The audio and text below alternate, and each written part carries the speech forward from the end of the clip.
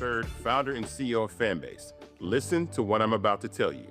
The window to invest in Fanbase is closing. We've raised over $10.6 million of our $17 million goal. That means there's room for less than 6,370 people to invest in Fanbase for the average amount. The minimum to invest in Fanbase right now is $399. That makes you an owner in Fanbase today. Go to startengine.com/fanbase to invest. Why? Because current social apps have taken advantage of users for far too long, with content suppression, shadow banning, harmful racist content, and no real tools for monetization and equity. Fanbase has over 1.4 million users and counting, allowing anyone to reach all their following and monetize their content from day one. Social media is the new TV, and whoever owns the apps that distribute that content have the opportunity to own potential billion-dollar companies. While big platforms with uncertain futures are failing to serve their users, Fanbase is stepping up to fill the gap. Don't wait until it's too late. Invest now, invest for yourself and your future. Go to startengine.com/fanbase and own the next generation of social media.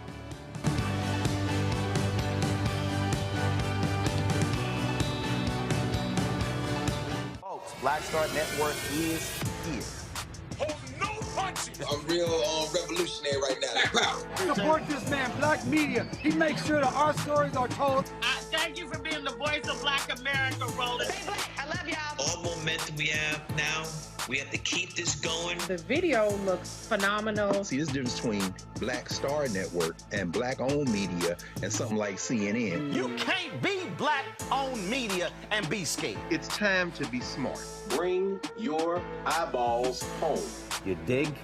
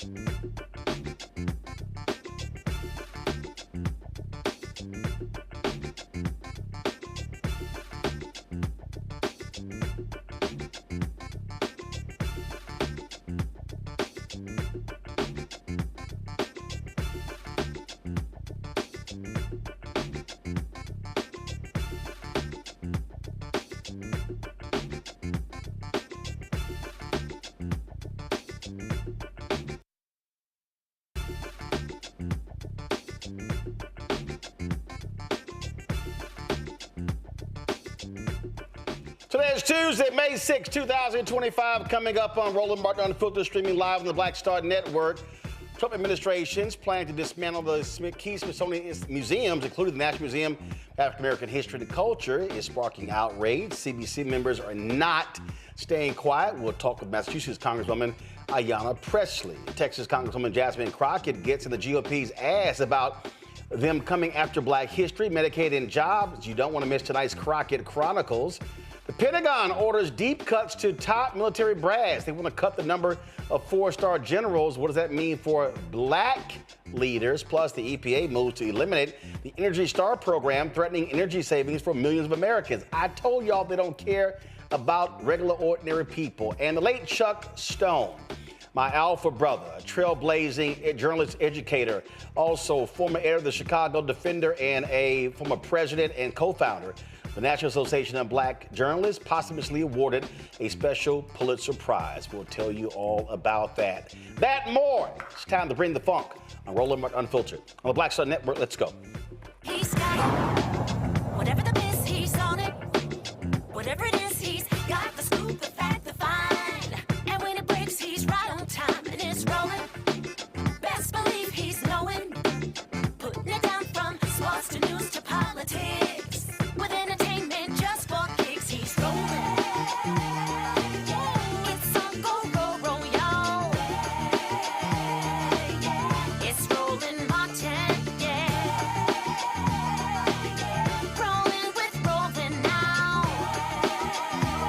He's funk, he's fresh, he's real, the best, you know he's Roland Martin now.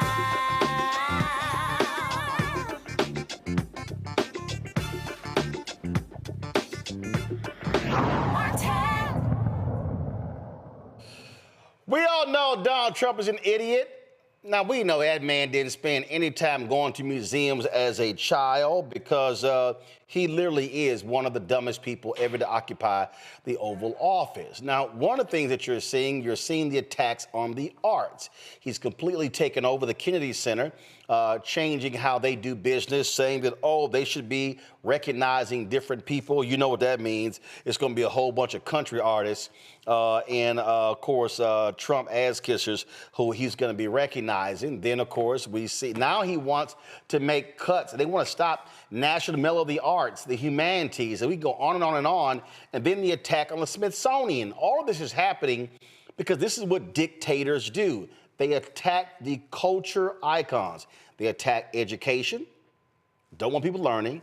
They attack culture. Joining us right now, Massachusetts Congresswoman Ayanna Pressley. Glad to have you back on the show. I mean, look, this is right out of the authoritarian dictator playbook. You attack the cultural institutions because you need people to remain ignorant.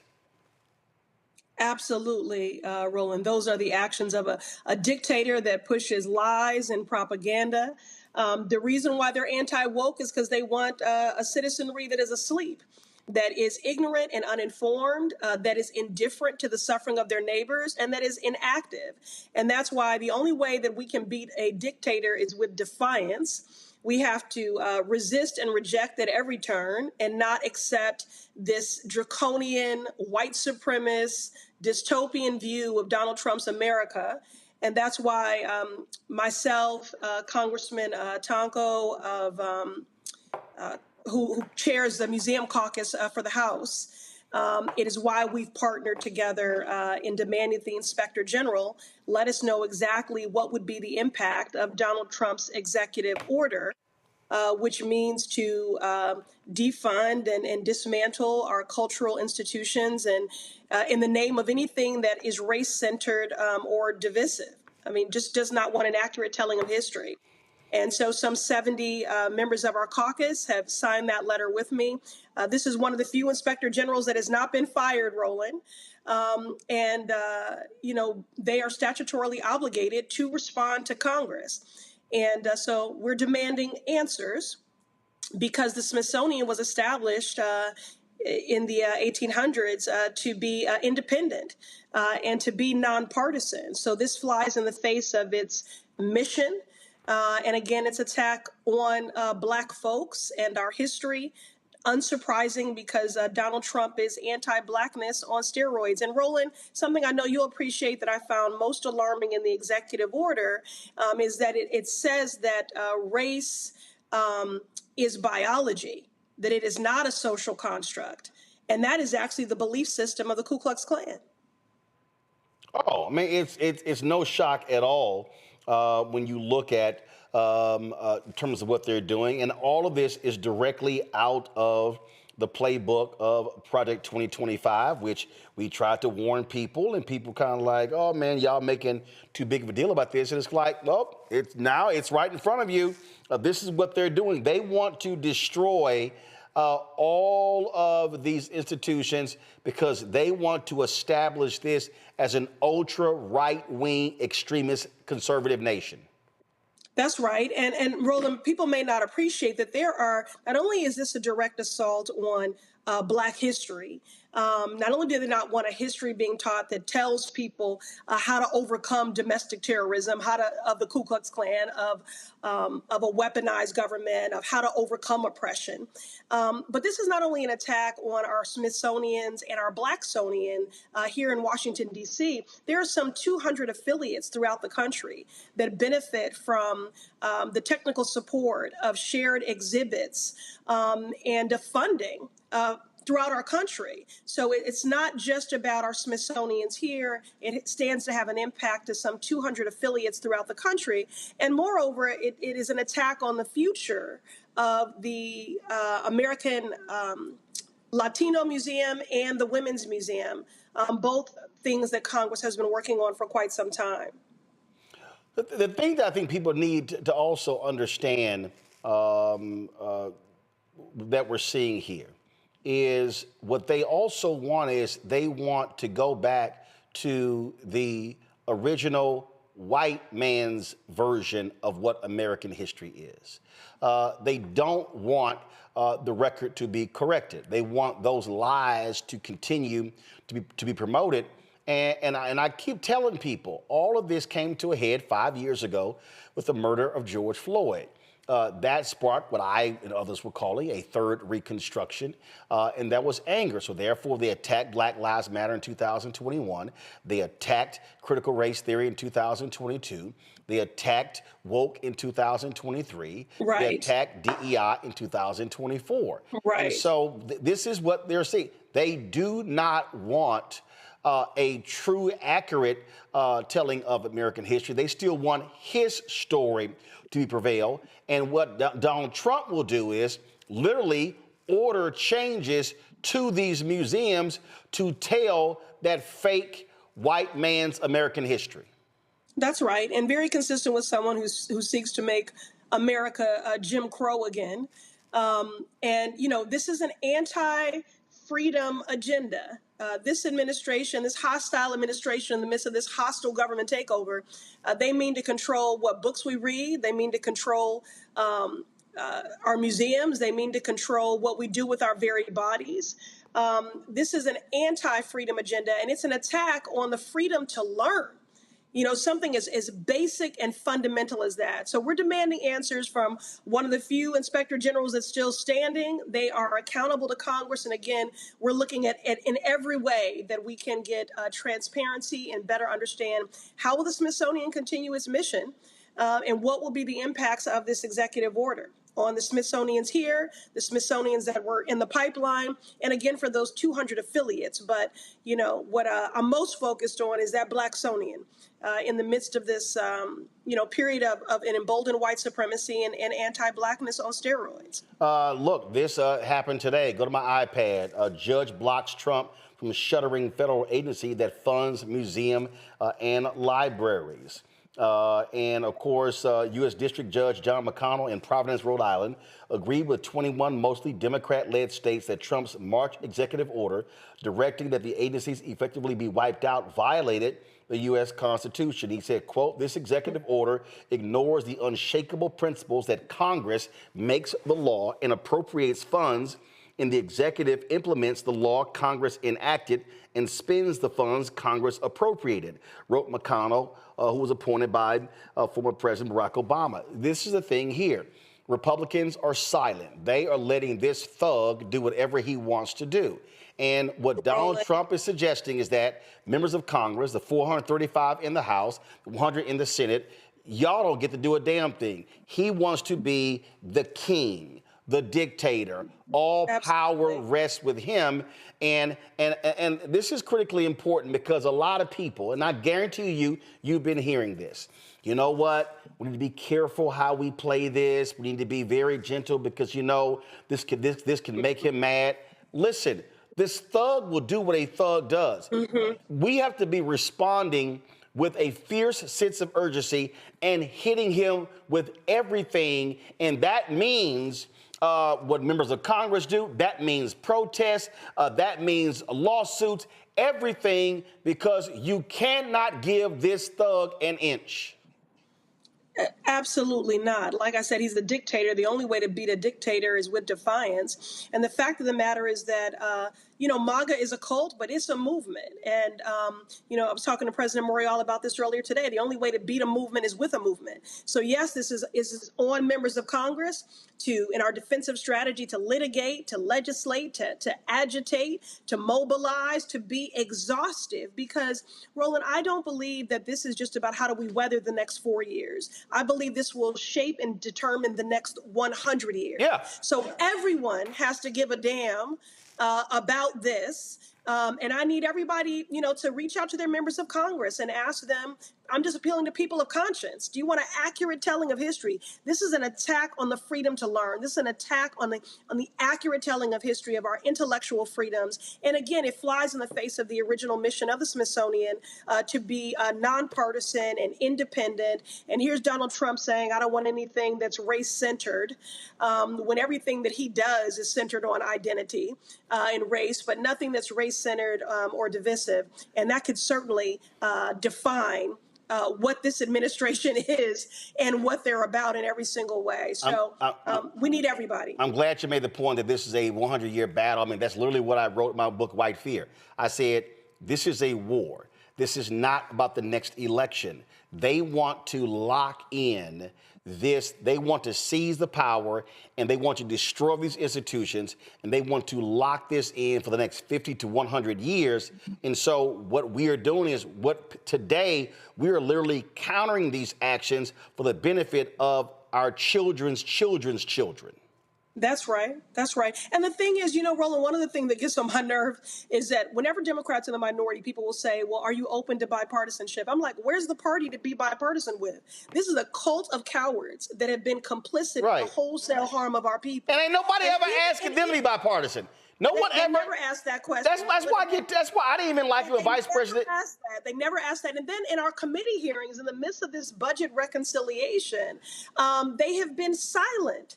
You know, they are not, you know how this process works. You know, we're supposed to fight for, each side is supposed to vigorously defend what they're fighting for, what they want to see preserved, why they think something needs to be eliminated. And they have been silent. They are just, Republicans in the House have ceded all of their power and authority. And Donald Trump not only does he not like to read, he clearly has never had a civics lesson because he doesn't understand separation of powers, co-equal branches of government, that Congress controls the power of the purse.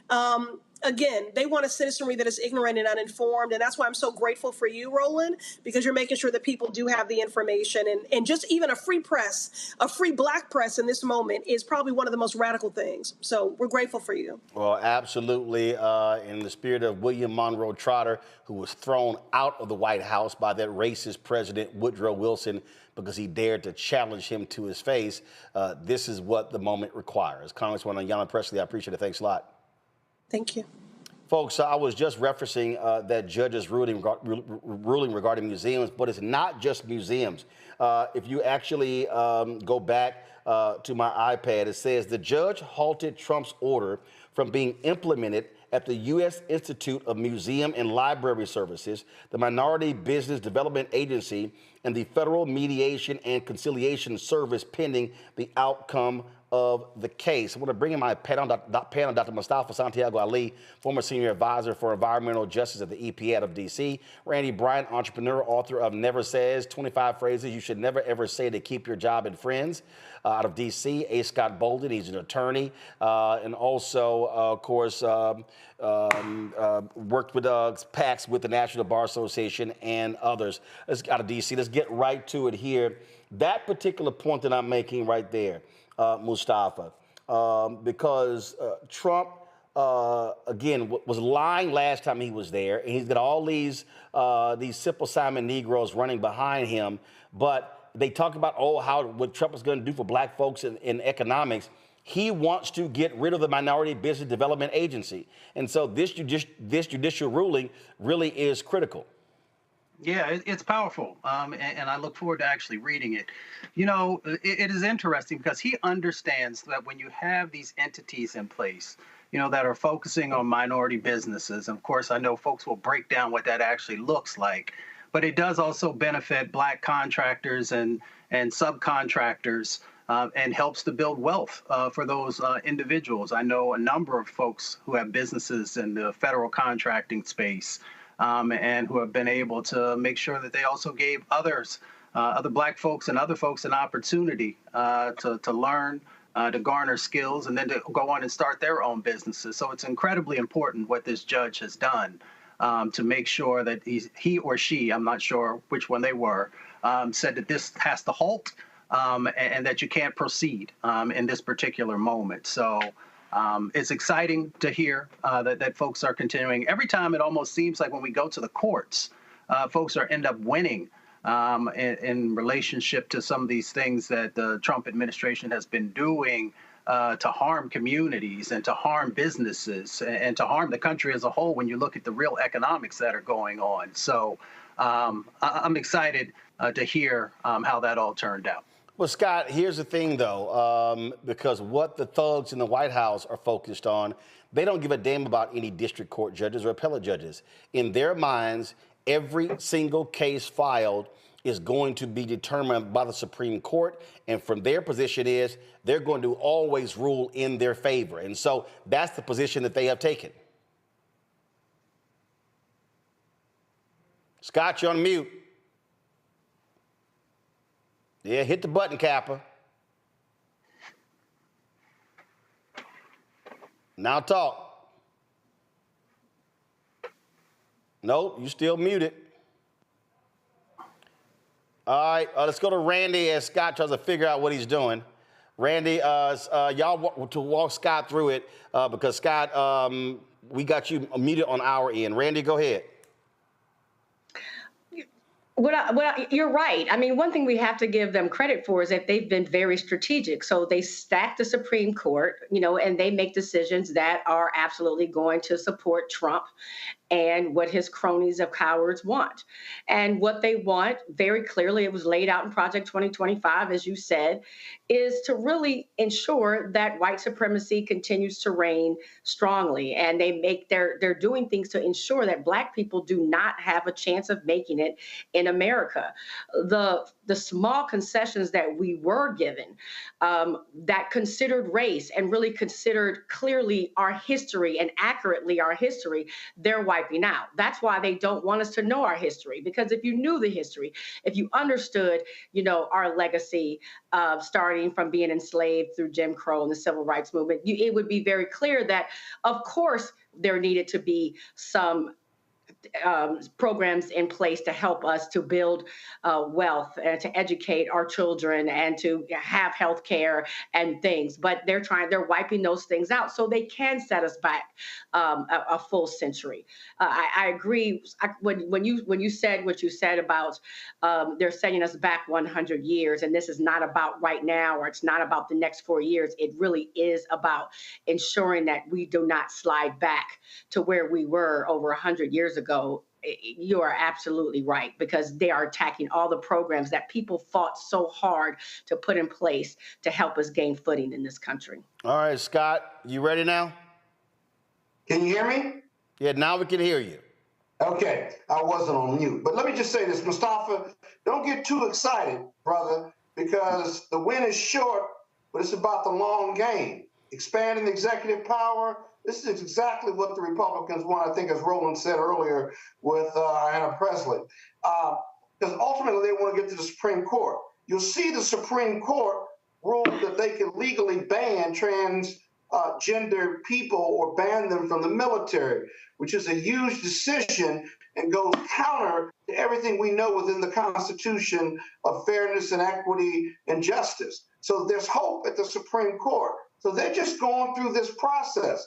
It's really demoralizing, especially as a lawyer, because you don't have anywhere when the government is controlled by the Republicans like this in 3 branches of government.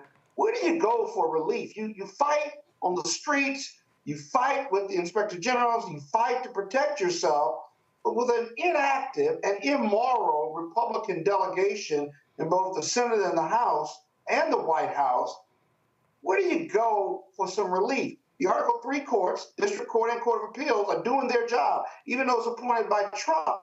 But when they get to the Supreme Court with that 6-3, they got a shot. And you're going to see the reversal, and many of them have been reversed, of these decisions to wipe out Black history, DEI, keep transgendered people out of the military, which are just far-right positions, right? You watch when the museums get to the Supreme Court, if you will. That 6-3 majority is going to have a field day with it, and there's not a whole lot legally and power-wise, what we can do. It is about getting the House back. It is about waiting out these 4 years, and it is about getting organized so that this will be a 4-year hell as opposed to longer. Because MAGAism is about Trump. And if he goes, I just don't think the power of MAGA transfers to anybody else. Nope, I disagree. What they do in these 4 years. I disagree, and I believe that has been the mistake that Democrats have made going back to Hillary Clinton in 2016. Mustafa, in 2016, Hillary Clinton. No, let me walk you through. In 2016, Hillary Clinton tried to isolate MAGA and Trump from the Republican Party. Others were like, that's stupid. They're the same. 2020, Biden tried the exact same thing. He kept saying, I win, Trump is gone, Mitch McConnell, Republicans, they're going to return back to the Republican Party that we knew. No, the reality is MAGA is the Republican Party. There is no such thing now as MAGA and the Republican Party. They're now the same. You must treat it the same. And what you're seeing is you're seeing people finally wake up and fight what's going on. Mustafa, a lot of folks did not pay attention, but over the weekend, there were significant changes to elections in North Texas, in Dallas-Fort Worth area. MAGA Republicans lost crucial mayoral races, school board races, all across the area. People are indeed responding, and that is what needs to continue to happen. People need to realize if you sit on your ass and not vote, they're going to win. And I think the actions that they're taking are going to have a true get out the vote effort, but more of that needs to happen. No, I agree. There is awakening that's happening, at least in all the people that I talk to around the country. You know, some of the folks who maybe sat on the couch, other folks who weren't sure who to give their vote to after they've seen some of this stuff play out. It shouldn't have taken this, but it did. And now folks are having a better understanding that they've got to get engaged, that they've got to stand up, that they've got to push back because they've seen what these folks are trying to do. And I agree with you. This is not something that is recent. This has been put in place. You know, they've been working on many of these things. We often talk about Project 2025, Agenda 47, all these other types of things. You know, there are very powerful individuals who have been financing, who have been utilizing these think tanks to begin to actually get this foundation that they're trying to build, you know, in place. So we just need to be aware. But again, it is about the power of the people. You know, sometimes that sounds cliche-ish, but it really is. If we look at all the social movements that have happened inside this country, it's happened because, you know, everyday folks decided that they didn't, you know, they've had enough and that they were going to stand up, even if they were in danger. So, you know, one, we've got to make sure that we're protecting each other, that we're lifting each other up, but we've also going to have to utilize, you know, the power of our voices, our bodies, and all the other tools that we have. And then, of course, Scott's the expert there. You know, I've done my time in relationship to the courts and some legal things, but I still also, you know, see some solace that exist inside of the court system to a degree, but you have to balance that out with the power of the people, and you have to let folks know that you're not playing, and that you're going to show up, you know, in the midterms and in 2028 and in every other one of these elections that happened across the country between now and then. Yeah, but Roland, hold on. I'm coming to you, Scott. Just hold on. Randy, this is what I was just talking about. Go to my iPad. In Texas, Fort Bend School Board, one of the largest in the state, conservatives lost 2 critical school board seats they held there. The board adopted one of the most strictest book banning policies in Texas, 5-2. They've lost critical votes. Katy School Board, they ousted the ultra-conservative board president. In Grapevine Colleyville School Board, they ousted a conservative school board member there. In Mansfield, Texas, they ousted 3 conservative members of their local school board. All of these things, these were elections that took place on Saturday night. And again, I believe that what people need to understand, you keep hearing me, I keep saying this, we must be in a period of educate, enlighten, and inform. People are not aware of what's going on. I believe that if we spend the next 6-8 months doing that, folks are primed to vote in primaries come 2026, and then you're going to see them respond in the House and Senate races. But people can't wait until May of next year or September of next year to start the process. It must happen now. And every single time Republicans / MAGA, whatever you want to call them, when they overreach and act a fool, we must pound, so people know what these thugs are trying to do on the local level with school boards and city councils and county commissioners. In Tarrant County, they're trying to redraw the lines to screw the 2 black members on the Tarrant County Commissioners Court, even though they already have a majority. That's the kind of nonsense that they're trying to pull. Okay, but that's... Scott, hold on. I'm going to Randy. Then I'm coming to you. Randy, I addressed that question to you. We must aggressively resist through all sorts of channels, just as you're saying. And I believe, you know, what you're saying about people thinking that it was about Trump directly, and they're realizing now that MAGA is not Trump. MAGA is the Republicans. That has been a wake-up call. We oftentimes talk about on the show the FAFO, you know, they fucked around and found out. I believe there's been a realization that it hasn't just been that white supremacy isn't just about suppressing and oppressing white people. It is affecting the everyday person. It's affecting the white farmer. It is affecting the person with the trans child. It's affecting LGBTQIA. It's affecting the person with disabilities. It's affecting veterans. It's affecting government workers. It's affecting everybody, because white supremacy is about heterosexual white men and keeping them in power. And so as people are having that realization, because I'll be honest with you, I think a lot of people were okay with Project 2025 and okay with Trump and his shenanigans because they did not think it would affect them. And they are now realizing that their lives are affected. It's going to affect and hurt the majority of Americans. And so they are getting out there and showing up at the polls in these what we at one time would call smaller elections, and we need to continue to do that. We need to show up at these elections and start running our school boards, start running our districts and counties. It's so important because it's what they did. It's what they did, and we have to counteract and take control and win at every level because we must resist. All right, Scott, go ahead. Got it. Agree with everything everybody has said in the last 5 or 10 minutes.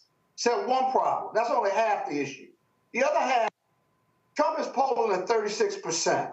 You know what the Democrats are polling at? 30. That means nothing. The economy, let me finish my That means point. nothing. You got to give them an alternative. You got to give the voters, the Democrats got to get their own shit together. Yes. And right now, they're polling at 30%. Okay, but Scott, you're doing what Scott, what you're doing is you're making the classic Washington you're making the classic. Okay, you're gonna finish your point, and I'm gonna show you how you're making the classic DC New York mistake. But go ahead. I learn something from you every time I'm on the show. You're gonna learn more today. Okay, let's go. Now, if you're polling at 30%, you still got to give them a reason to vote for you, to get up off their couch. And today, the Democrats, in my opinion, don't have a strategic plan for pushing back because they don't have the power. And so you got to win elections. Elections matter. Why aren't Democrats and independents voting for Democrats? Because they don't feel connected to the Democrats. And what's the Democratic game plan to get people out to vote, let alone getting back those independents that went for Reagan? They voted for chaos and corruption and criminality over a prosecutor and human decency. My goodness, they must be really angry and really upset and really lost and hopeless to vote for the Republicans and getting what they're getting, including a worse economy than they had under Biden. So what's the answer to that? Hey, tell me that part, because you still got to give them an alternative to Republicans, or they're going to go back and vote for somebody who they like that fights, even though he's a disaster. Are you ready now to be educated? I really am. I want to know, and I want a thoughtful answer. Okay. That's the second half of the No. You trust me. Spend enough time No. You're gonna get a thoughtful answer. And again, if you've been paying attention to this show and not the other nonsensical shows of white national media, you will understand what I'm talking about here. So let me walk you through what's going on here. Now, go to my iPad, folks. What you see right here in red, that's May 6th. What you see right here is November 2025, okay? But the reality is this here. The reality is, if I look at this map and I look at a year, look how much time we have from November 3rd, 2026. See this? 2026. So let's just count months. We got 3, 7. We have 7 months left in 2025. Then we have another 8 months in 2026. That's 15 months before the midterm elections. Now, the polling data that Scott just cited, that's national polling data. Those are national polls.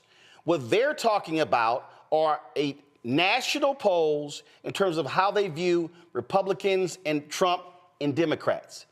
The point that I'm making and why that's irrelevant, Scott, and why you should not use that talking point, you must throw it out, is this. What did I just say? The way to respond to what is happening is when people actually vote. Back to my iPad. I just showed you in elections in Texas where conservatives ran. We know that school boards typically are the lowest turnout elections. We also know that when people are trying to launch movements, they go after low-hanging fruit, which are school boards. Here we have examples in Fort Bend County, Texas. That's outside of Houston. We have examples in areas in Dallas-Fort Worth, all across where conservatives lost elections. Now, that's just elections in Texas. Now, let's talk about what happened in Iowa. in Iowa, that was a special election, okay, in April. What happened? Democrats won that special election where the first Latina got elected there. Now, let's now go to Pennsylvania. Democrats narrowly won a Pennsylvania Senate seat, and it was a Republican-leaning district. So, results show you that when you begin to look at where you have competitive races, not hardcore red districts, not hardcore blue districts, what you're seeing is you are seeing how Democrats, progressives, liberals are responding in actual voting. So the poll you're talking about, again, if you're national Democrats, you got 15 months before the election takes place. The reality is that people are saying, I want to see Democrats do something. First of all, you've got limited power on the House side because of how the rules are set up. One of the things that Democratic leader Hakeem Jeffries is trying to do, he is trying to corner these Republicans into having to vote against critical bills. That's one of the reasons why you have Republicans who are holding back in supporting the Trump budget bill, because there are about 18 Republicans who are in, frankly, purple districts. Republicans only have a 3-seat majority, all right? So that's what's happening right now. I believe the Republicans are going to maintain control of the United States Senate because the map favors them in the races that are running. Right. But guess what? Right. They just had a huge loss yesterday when Governor Brian Kemp announced he was not going to run for the United States Senate in Georgia. Okay, so that's one of their huge targets. Senator John Ossoff is running for re-election. Right. Then you've got Senator Tom Tillis, who has been casting a lot of votes kissing Trump's ass. But here you got Trump turning down hurricane relief in North Carolina and screwing those people. You've got Senator Chuck Schumer, who's trying to recruit former Democratic Governor Roy Cooper to run for the United States Senate in North Carolina. Now, they were hoping that Kentucky Governor Andy Beshear was going to run for the United States Senate in Kentucky, but he's likely going to run for president in 2028. You also have another election coming up for a new 6-year term. Will former U.S. Senator Sherrod Brown run for the Senate again in Ohio? You also have a Louisiana Senate seat coming up. You got John Bel Edward, who was a Democrat governor who served 2 terms. Will he run for the United States Senate? The point I'm making is, while Trump and MAGA are doing these crazy things and the economy is tanking, stock market is dropping, inflation has gone up, people are losing their 401ks, egg prices have not gone down, gas prices have not gone down, what you then do is you let these people keep screwing this thing up. Now, must you present an agenda for people? Yes. But that's in 2026. What must happen in 2025? You focus on local elections and you win. There's a mayoral race that's happening in New Orleans in September. 4 constitutional amendments, MAGA constitutional amendments, were defeated in Louisiana. Black voters were huge. You also have, in November, you've got Winsome Sears, a MAGA Republican lieutenant governor, running for governor, black woman, against Spanberger. Guess what? Virginia. If Democrats win the governor's mansion and if they control the House, Don Scott remains the black Speaker of the House in Virginia. Louise Lucas controls the money in the Senate, and more importantly, they then get to advance a bill that will be passed and signed into law that ends felony disenfranchisement in Virginia. You got a new governor's race in New Jersey. So here's the thing I'm saying, Scott. Fuck 2026 and focus on 2025. If you win races in 2025, you build the momentum for 2026. Hey, I got no problem with that. The elections in North Texas, which is what the basis of all of this was, at least the original narrative, was anecdotal, and I simply did not think that was enough. Now, your counter to that is a good argument. Of course it is. Springs eternal. Hope springs eternal. No, it's not. Okay? It's not a hope springs eternal. No, I'm showing you real results, and what is happening is people are turning out, but people have to see wins. And if you start seeing wins in school board races, in county races, and state races, that is going to begin to create the momentum and the buildup of what's going to happen next year in the congressional and the Senate races. You named 10 races where Democrats had a strong candidate, potentially, or going to have a strong candidate, and you're absolutely right. You still got to give them hope, and you got to give them a plan, I think. And I don't think we Yes, no, you do. Yeah, but here's the deal, though. But again, though, that's on the national level. When you talk about elections, when you talk about getting people reactivated, then you have to grab the low-hanging fruit.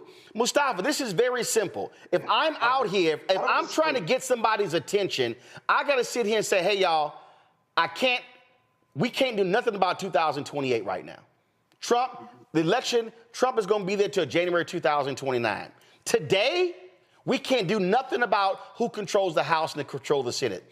What can we focus on today? We can focus on the elections right in front of us.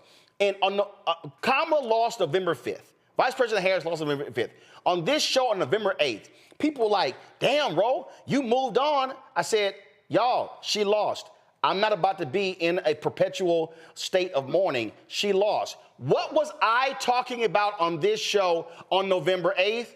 The Supreme Court race in Wisconsin. That was in April.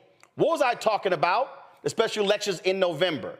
That's how we have to be focusing people's attention on what's right in front of us, and you win those races. Then people say, oh, we won? Yep. Now we're going for the next one. Now we're going for the next one. Now we're going for the next one. But stop focusing on shit that you can't impact today. Focus on what you can impact. Yeah, I mean, that's the way that I was trained. As an organizer, what you do is you got to help folks be able to get the small wins. And then we also have a strategic plan for what the medium wins and the larger wins look like. But you've got to create, and I understand what Scott's saying when he says hope, because hope is a part of making sure that people understand that we do have a pathway forward. And that's why having the small wins get people energized.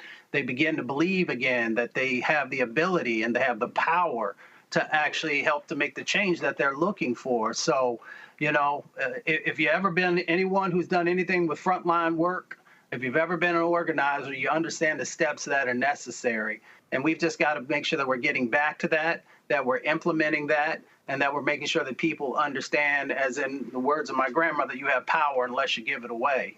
So we've got a pathway forward. I need people pissed off, Randy.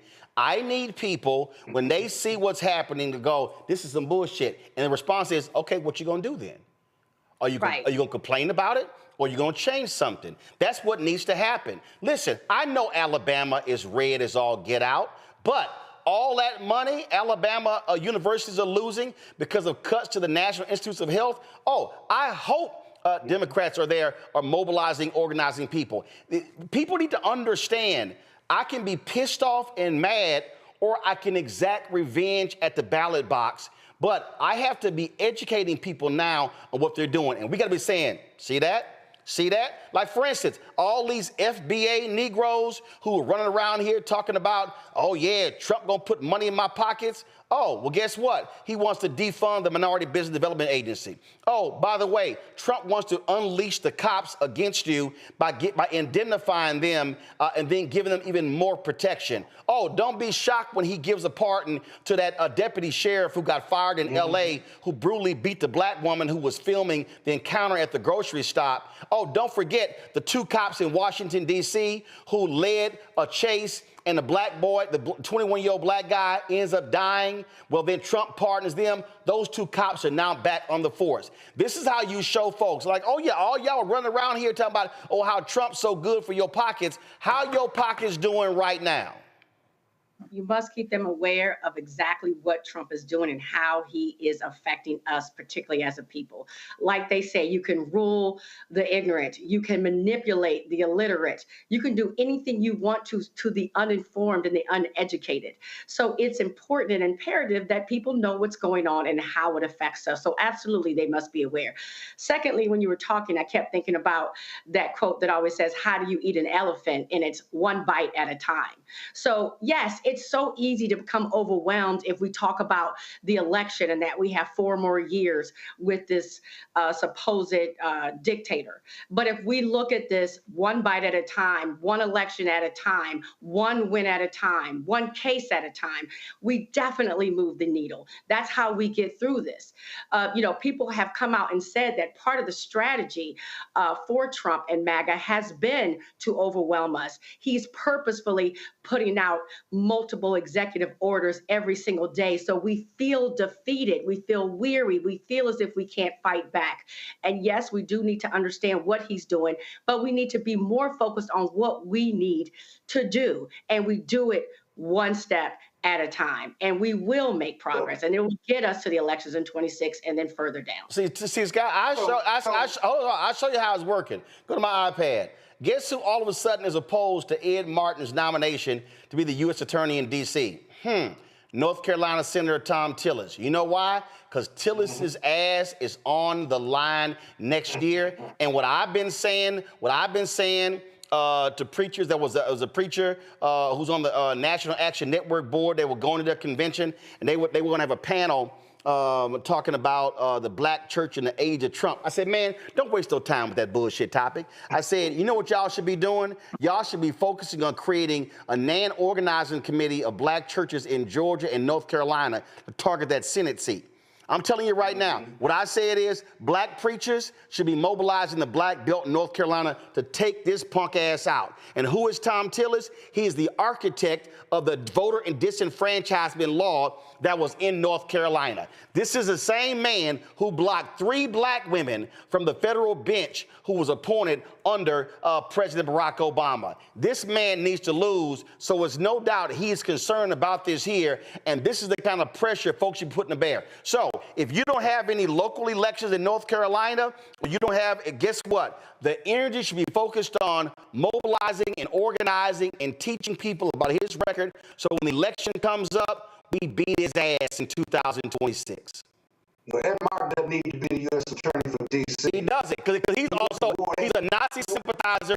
He's a liar. He protected the January 6th domestic terrorists, and he should be defeated. And trust me, Tom Tillis is scared to cast a vote for Ed Martin. Maybe. But don't be shocked. Maybe. Well, no, that's what I'm saying. But now he's come out and said he's opposed to it, but don't be shocked if Trump makes that call and leans on Tillis, and Tillis, like he did with Peter Hegseth. Go ahead. Don't get too excited, because all it takes is Trump to make one. No. I'm not getting excited. The only thing I'm excited about is focus on beating his ass in 26. Well, Roland, here's a question for you. Everything you said in the last 10 or 15 minutes on this segment was true in 2024. In fact, we knew what he did in 2016, right? And no, and 24 was different. Your 24 was different. But it was even worse than we No.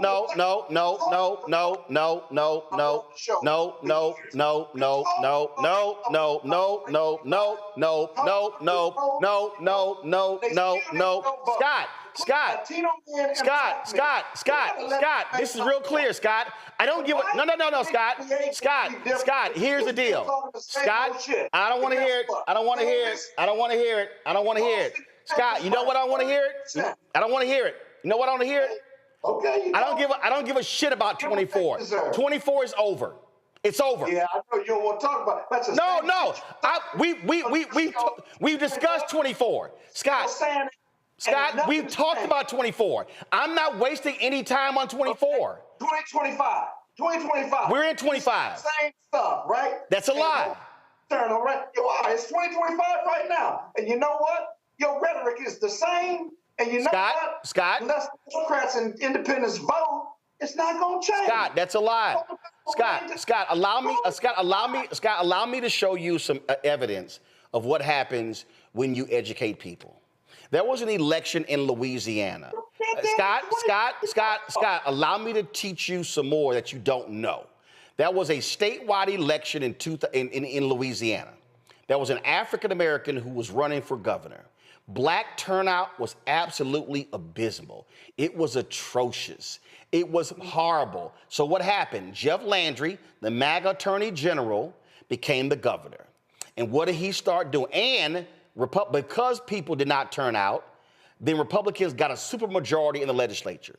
So what did they start doing? They started passing all kinds of laws in 2024. The election was in 2023. Passing all these sorts of laws in 2024. Then Jeff Landry tried to push forward 4 constitutional amendments. On one of them, they even recruited 50 Cent to drop a video touting this tax proposal. Guess what? In the early voting, black people accounted for more than 1/3 of all early votes. Black numbers were off the chain. Do you know why? Because after that abysmal showing in 2023, we had Gary Chambers on here. There were Gary Chambers and other groups in Louisiana hit the ground, went all around the state. You know what we did on this show? Educated, informed, enlightened people. So guess what happened in 2025? They turned out in huge numbers. The point I'm making is I'm not wasting my time for all the drama that happened in 2024. Biden drops out the debate. Folk don't like Kamala Harris. That's old news. I'm focusing on today, and I fundamentally believe this here. I fundamentally believe that when you educate, you inform, and you enlighten people, that they're going to make better choices. And so my focus on this show, on every platform that I have, is to do that, and we're going to leave it all on the field. And I believe that we're going to see a difference. I'm saying right now, Republicans are going to lose the House in 2026, and I believe Democrats are going to have a 5 to 8 seat majority because people are going to be so pissed off and they're going to be motivated to vote. Write that down today. But that's only going to happen when we stop talking about 24 and we start focusing on 25 in present day. I gotta go to a break. I gotta go to a break. I gotta go to a break. I gotta go to a break. We'll be right back. We'll talk. We had an idiot in the Oval Office today, and I'm not talking about the Canadian Prime Minister. Wait till we show you the sheer stupidity from this fool, Donald Trump. I'll be right back. On the next Get Wealthy with me, Deborah Owens, America's Wealth Coach, we're talking about the difficulty of being able to acquire wealth for Black Americans. My guest, Emily Flitter, is the author of The White Wall, How Big Finance is Bankrupting Black America. The bad stuff that you feel when you're dealing with the financial services industry is not your fault. It's not your fault, and you don't deserve to be treated like this. That's right here on Get Wealthy, only on Black Star Network. Hey, it's John Murray, the executive producer of the new Sherry Shepherd Talk Show. You're watching Roland Martin, Unfiltered.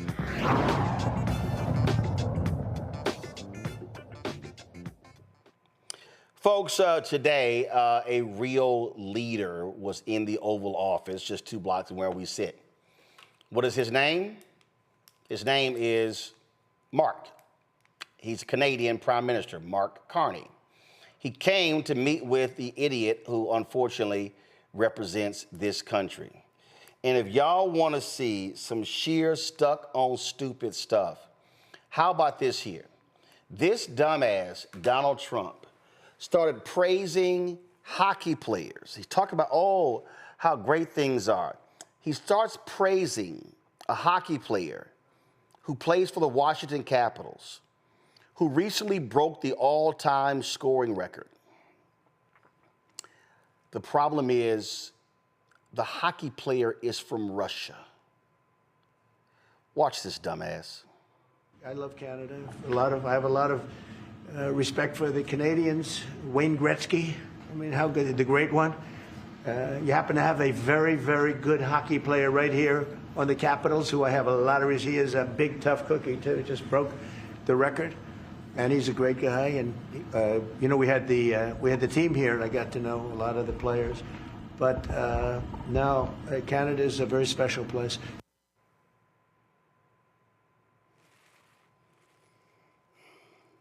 I don't give a damn about hockey, but I know Alex Ovechkin. He's from Russia. Do you know whose record he broke? Wayne Gretzky's. This dumbass is touting this amazing Canadian hockey player here in D.C. who's actually from Russia. Look, I done told y'all this boy is dumb. I done told you he's dumb. Then this dumbass continued with the bullshit of making Canada the 51st state. My man Carney was like, nah, pimp, we ain't going there. As you know from real estate, there are some places that are never for sale. That's true. We're sitting in one right now, you know, Buckingham Palace that you visited as well. That's true. And having met with the owners of Canada over the course of the campaign last several months, it's not for sale, won't be for sale ever. But the opportunity is in the partnership and what we can build together. And we have done that in the past. And part of that, as the president just said, is with respect to our own security. And my government is committed for a step change in our investment in Canadian security and our partnership. And I'll say this as well, that the president has revitalized international security, revitalized NATO, and us playing our full weight in NATO, and that will be part of it. True. And they have. It gets worse. This idiot, I done told y'all, he's truly one of the dumbest people I've ever seen in my life. Y'all, this idiot said, yeah, I mean, it ain't like we do much business in the United States with Canada. He got fact-checked in real time by the Canadian Prime Minister. Press play. During the campaign, Prime Minister Carney talked about the American betrayal. How do you react if Canada decided not to shop in the American store as much as before and decided to partner with other countries? Well, we don't do much business with Canada from our standpoint. They do a lot of business with us. We're at like 4%. And usually those things don't last very long. You know, we have great things, great product, the kind of product we sell nobody else can sell, including military. Look, we make the best military equipment in the world, and Canada buys our military equipment, which we appreciate. But we make the best military equipment in the world by far, the missiles, the submarines, everything. Everything we have is really top notch. Respectfully, Canadians' view on this is not going to change on the 51st state. Secondly, we are the largest client of the United States in the totality of all the goods. So we are the largest client of the United States. We have a tremendous auto sector between the two of us, and the changes that made have been helpful. 50% of a car that comes from Canada is American. That's not like anywhere else in the world. And to your question about is there one thing? No, this is a bigger discussion. There are much bigger forces involved, and this will take some time and some discussions, and that's why we're here, to have those discussions, and that is represented by who's sitting around the table. Go to my iPad. This is Republicans against Trump. In 2024, the U.S. did over $600 billion in trade with Canada, including $350 billion in exports and $250 billion in imports.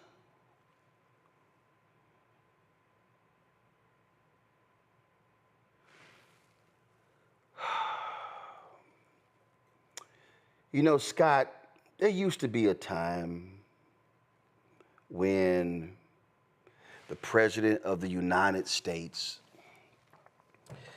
would board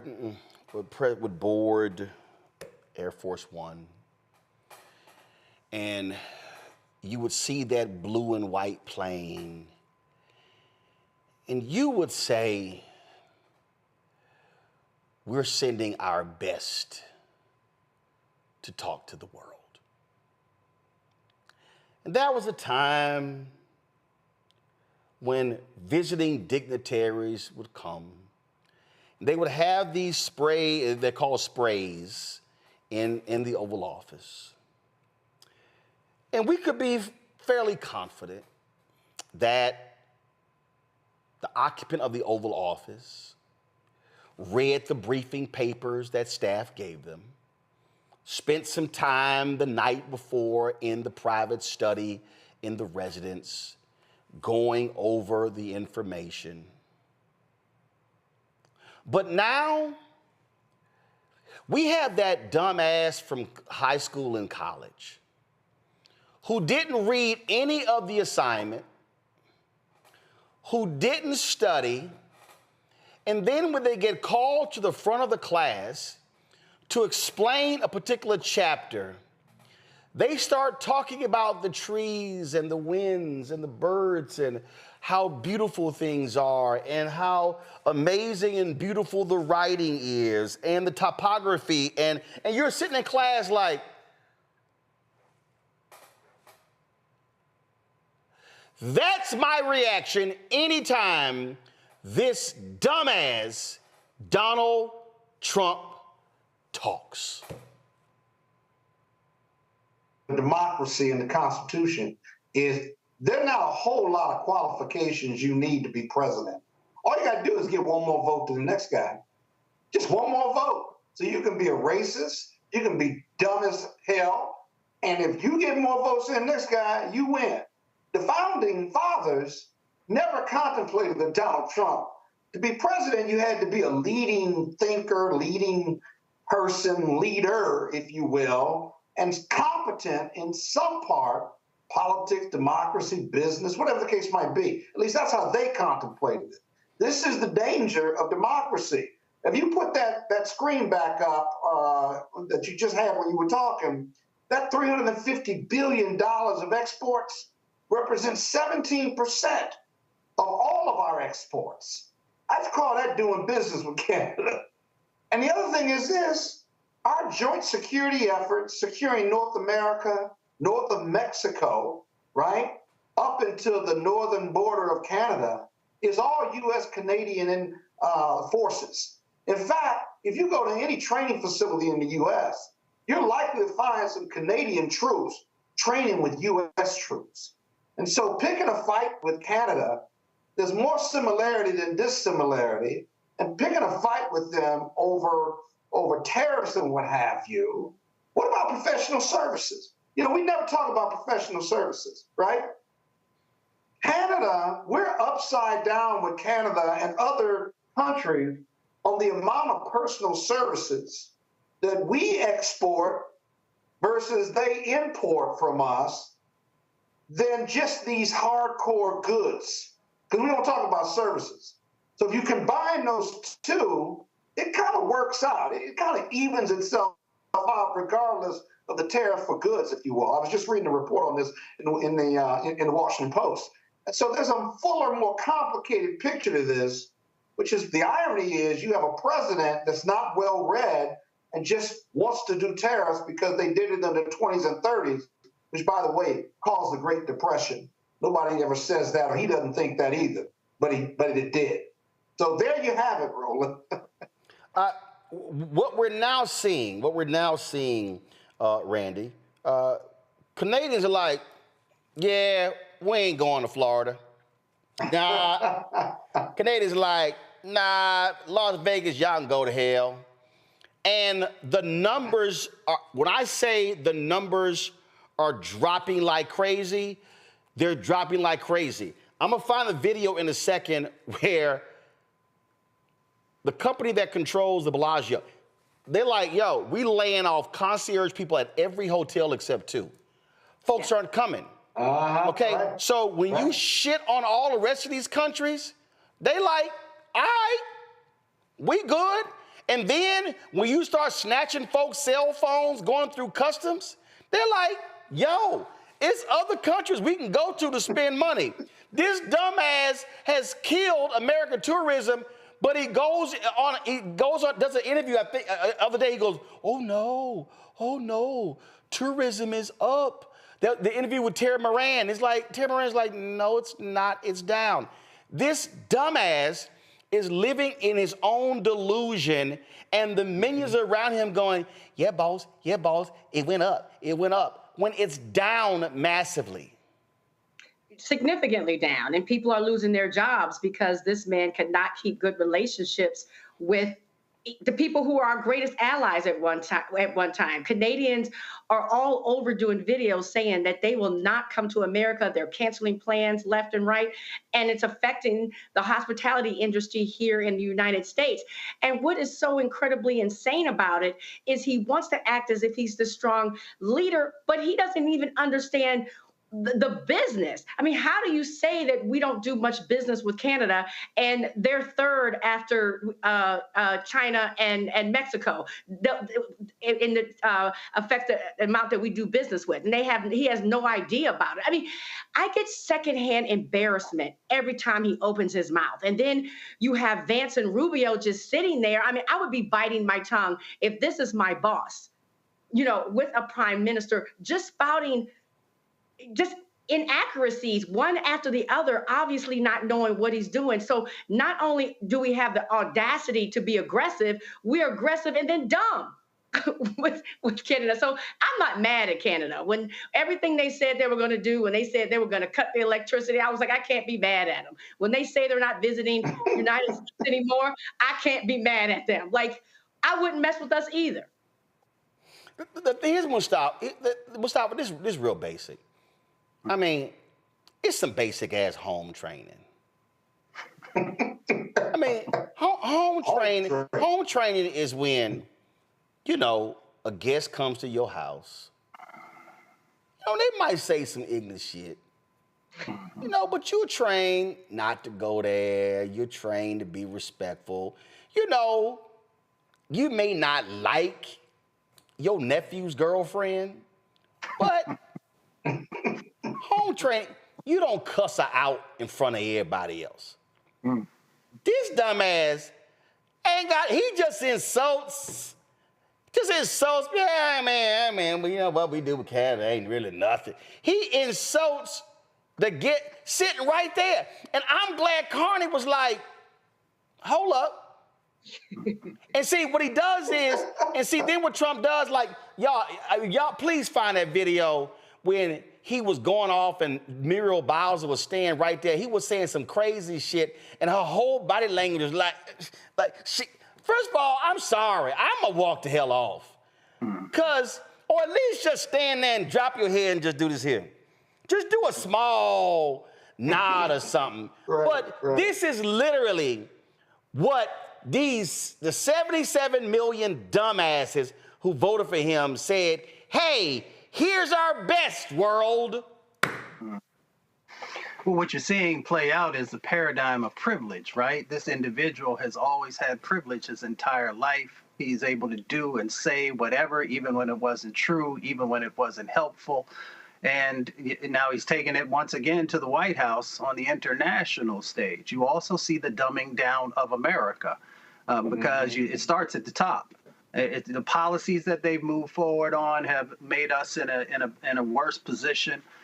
In an uneducated position, if I can say it that way. So I don't expect anything different from him because it has been how he has operated his entire life, or at least as long as he's been in the press where you could read the steps that he's done.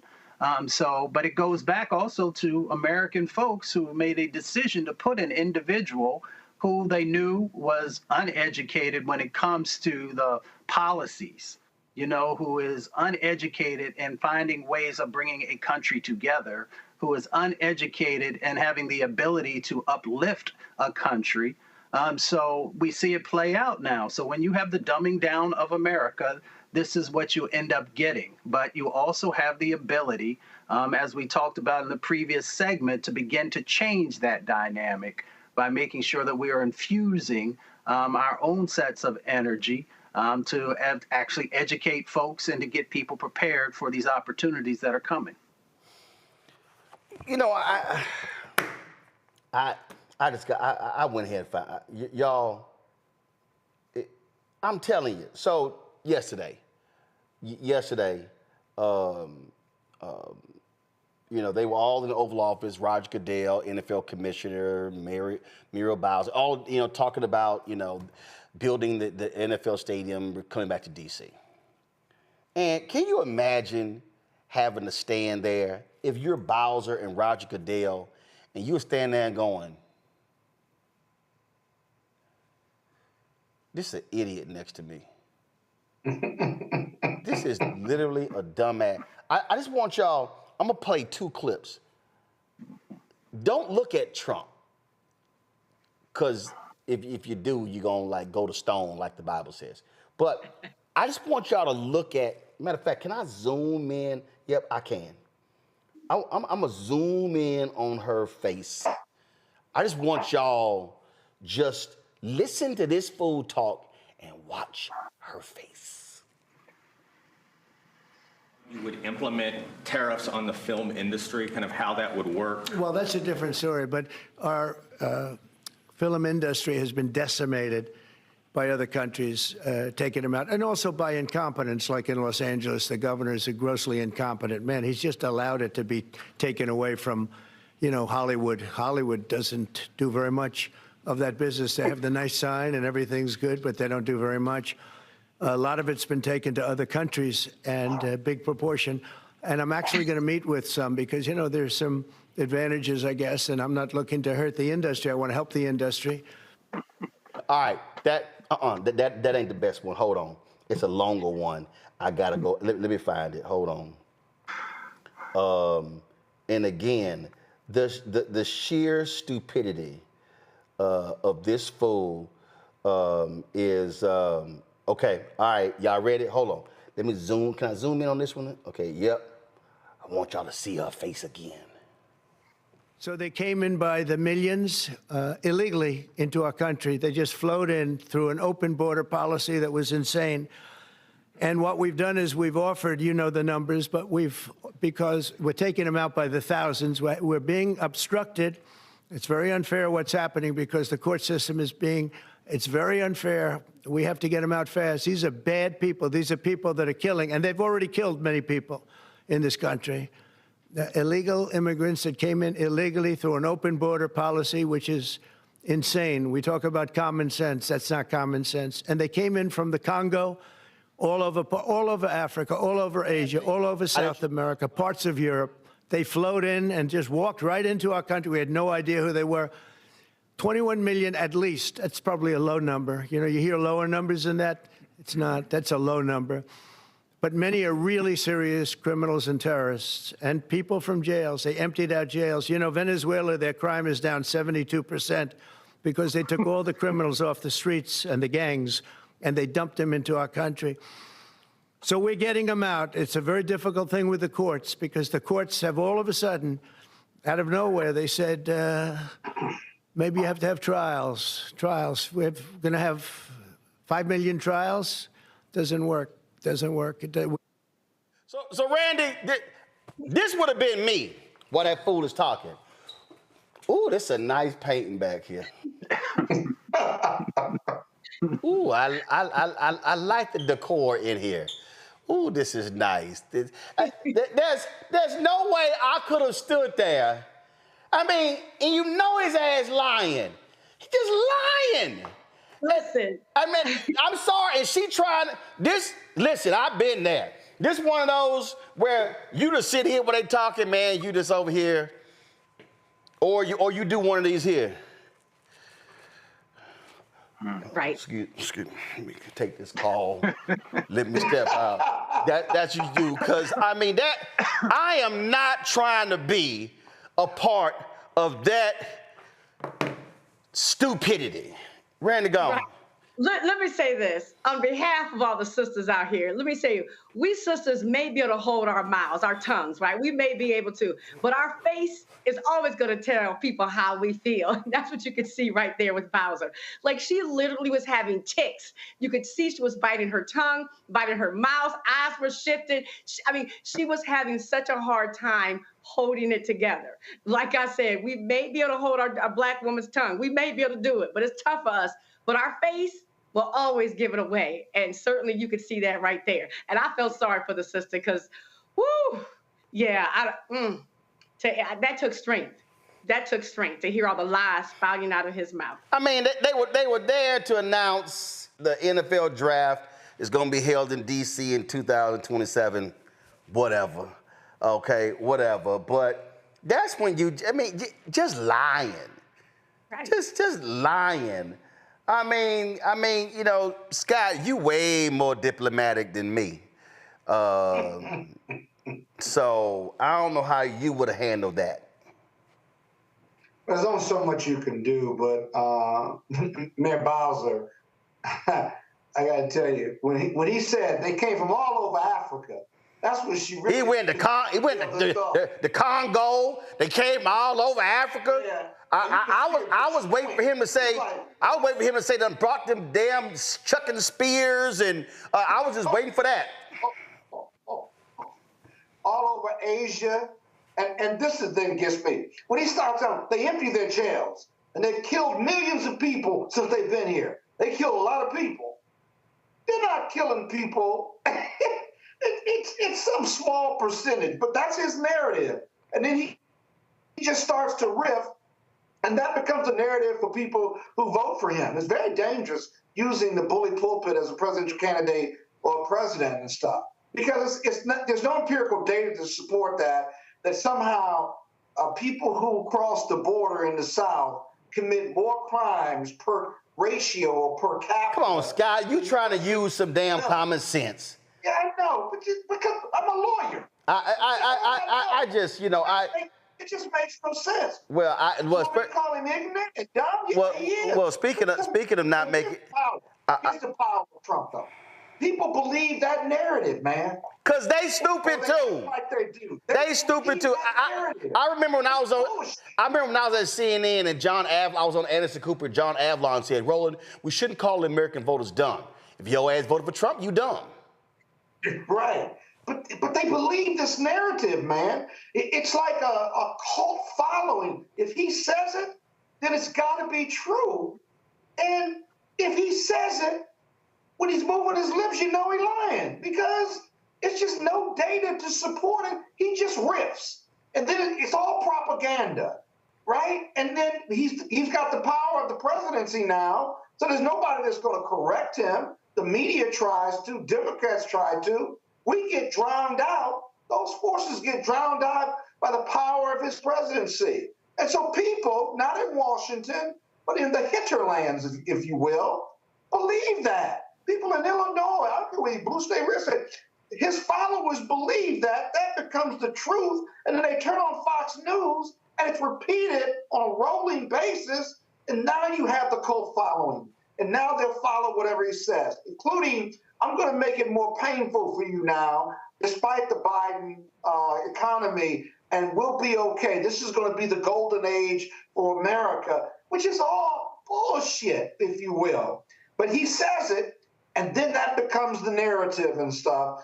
But if you look at recent polling, right, 60% of Americans believe that this is not the Biden economy and not why they're feeling nervous. And consumer confidence, 60% of Americans lack consumer confidence.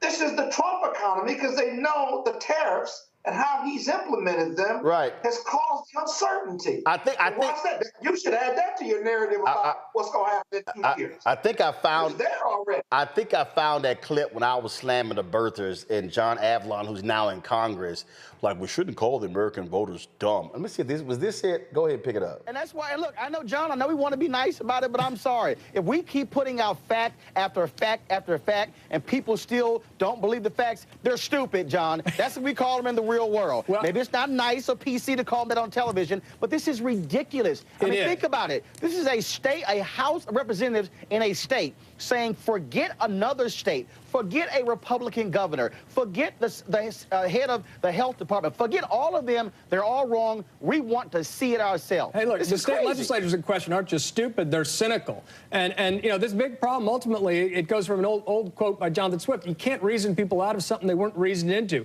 This is right-wing politics. This is about fear-based appeals designed to divide the American people and try to delegitimize a duly elected president of the United States. That's why we should all be offended by it. I think a lot of people are going to be offended, Roland, by you calling people stupid. Well, go right ahead. But if they believe he's a Muslim and they believe he's not American, I'm sorry, Anderson, they're stupid. Roland, I'll leave it there. I'm not going to argue with you. Roland, Martin, appreciate it. John Avalon as well. Thank you. That's the problem right there with CNN. That's why they ratings in the toilet. They won't call stupid stupid. Damn it. See, why we sit here and play nice? I'm going to call stupid stupid. I'm going to call stupid stupid. I don't give a damn. Stupid stupid. In fact, if y'all want to see stupid, I wasn't even going to play this. Here's Congressman Joe Nagase dealing with present day some dumbass Republicans. Watch this. I never thought I would thank the chairman for opposing my amendment, but just being able to get him to say I oppose the amendment is a start.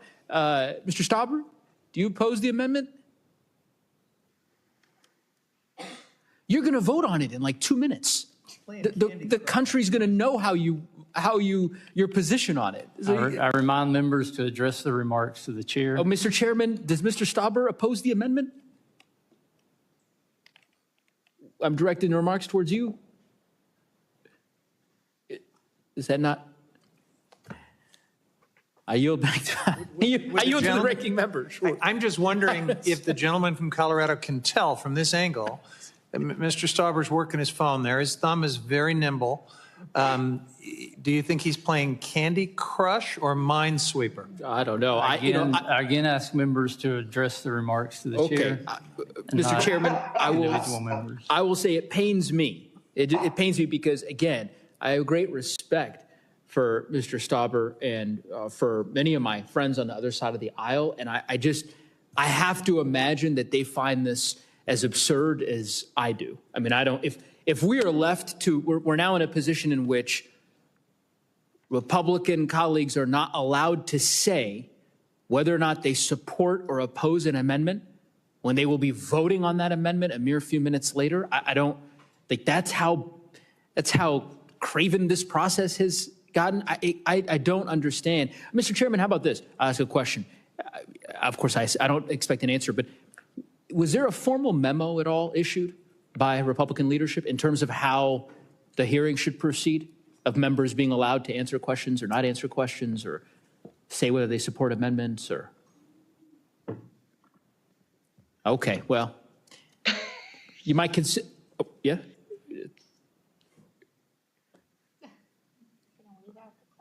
Okay, well then I guess I'll just let the time wind down. Fascinating hearing. I've never nothing quite like this. And I yield back the 4 seconds of my time. Gentleman yields back. Ms. Stansbury, you're recognized. Thank you, Mr. Chair. Who pays tariffs? This is what I'm talking about. This is how stupid these people are, Mustafa. And I get the Congress and, oh, you know, I have great respect for my colleagues on the side aisle. Man, fuck that. I ain't all that. The gentleman, the gentle lady, man, no. Man, go ahead. I mean, again, it's the dumbing down of America that everybody wants to act like they don't have a brain, and the folks who are supposed to have a brain evidently don't have a brain. And that's why we continue to get the things that we get. So, you know, I was thinking about Mayor Bowser, right? And I was hoping that there was some thought bubbles that were going to pop up so you could actually see how she really felt. Because it was funny when Randy was saying that, first thing I thought of was the first thought bubble was going to be, oh, hell no. And then the next one was going to be, I can't wait until I get my budget so I could actually say what I want to say. And then I saw a Pac-Man come and start making that little noise as he ate across. So, it's just ridiculous, the things that we currently have going on in this country.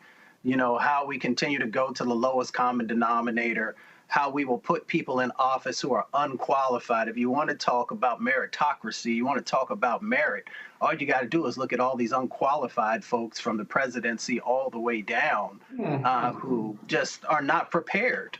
And so they are being, they're these puppeteers who continue to utilize them to push these agendas that will have devastating effects on our country for decades upon decades to come. And that's why, when we talk about educating and motivating and innovating, is so critically important because, Scott said there are people, in other parts of the country who just, are not tuned into what's going on or who may not know.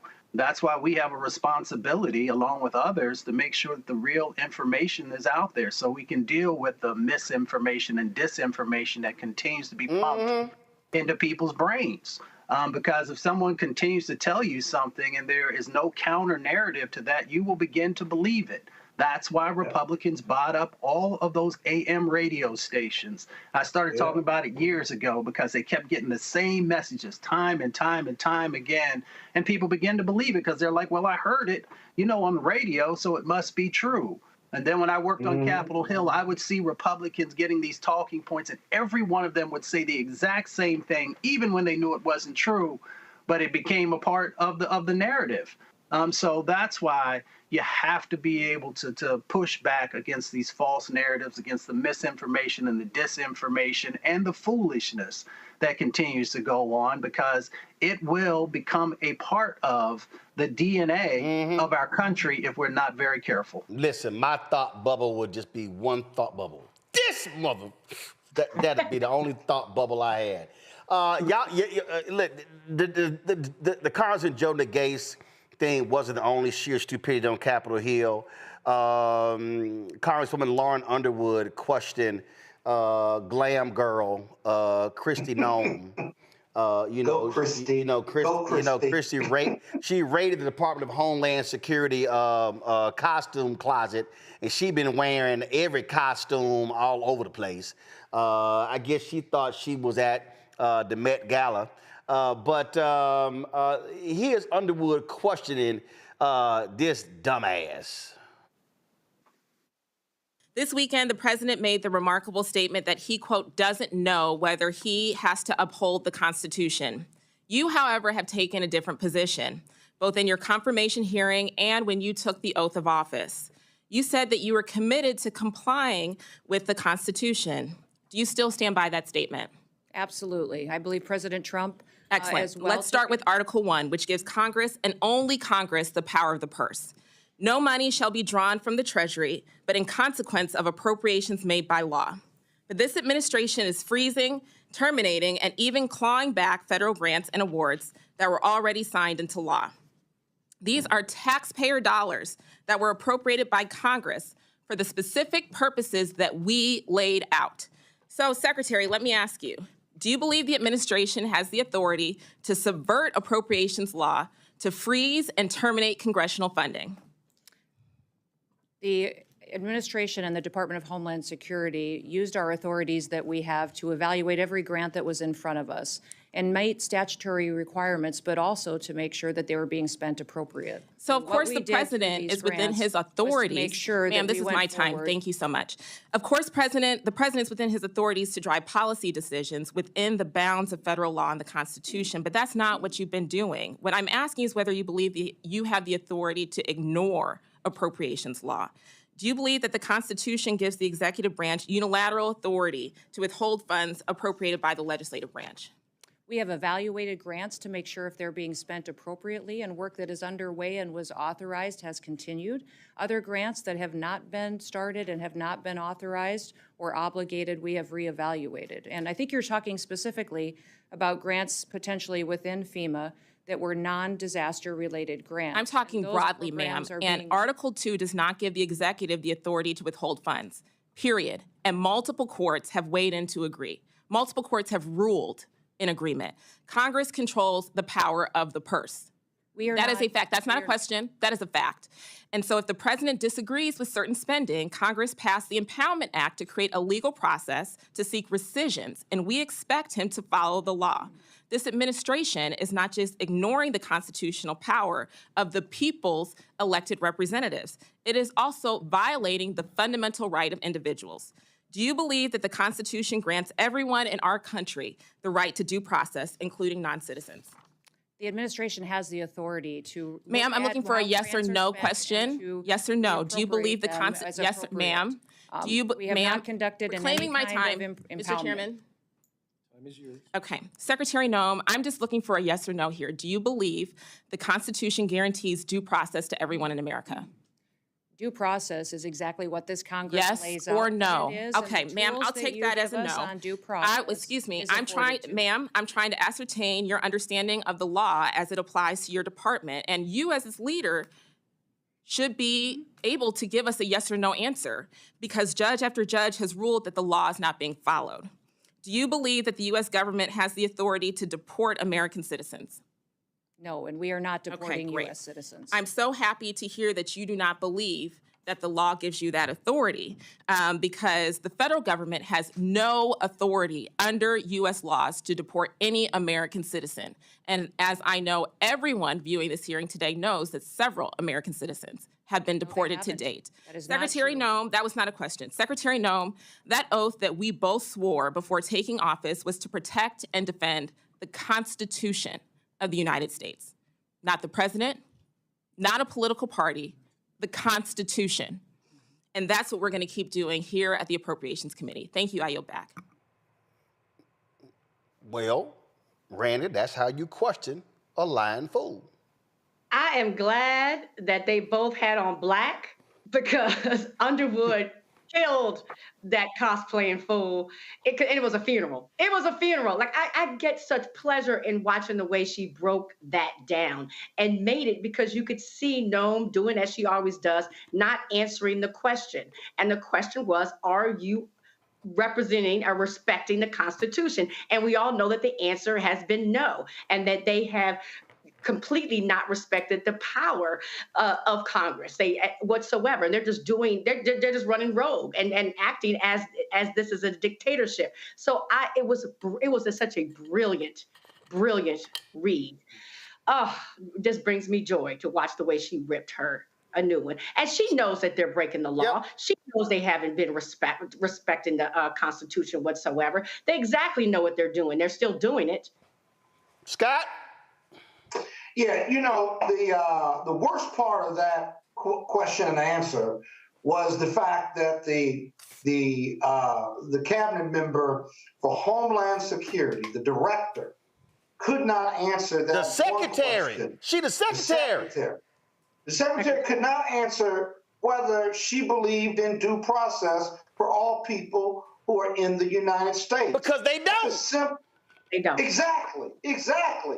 But just think about that the Secretary of Homeland Security couldn't answer that question, or would not answer that question directly. The answer to that question is yes. Now, what process is due? You can argue about it, but clearly the bedrock of the Constitution and of our criminal justice system is the process that is due. Doesn't mean you don't get deported.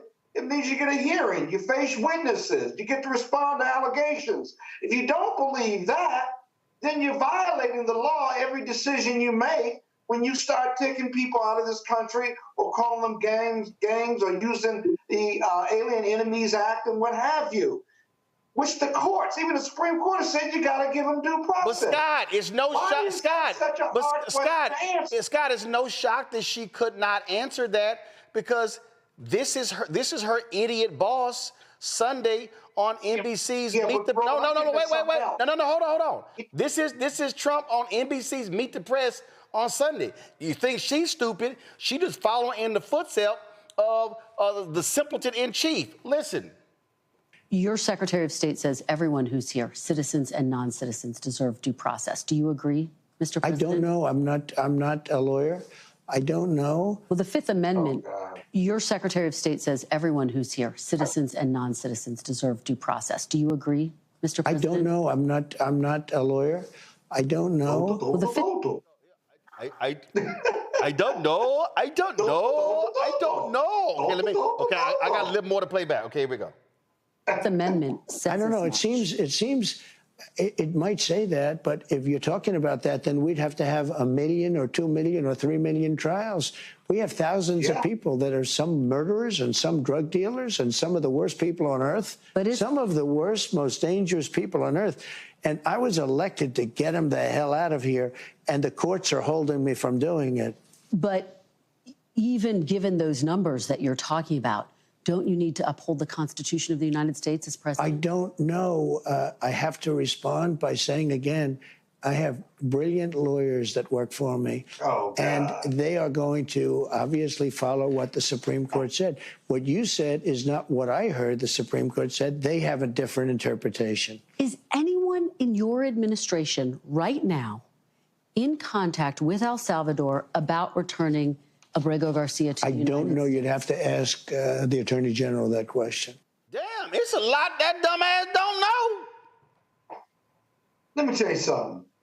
He just said he didn't know whether the due process was in the Constitution.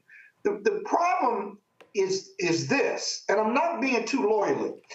It doesn't hurt them to say that they believe in due process. They should say that, because their interpretation of the process that's due and our interpretation of the process that's due vis-a-vis confronting allegations, confronting adverse witnesses, how you do that, and there's some exceptions under the immigration laws and stuff, they don't lose anything by saying, yes, I believe everybody deserves due process, and they still won't say that.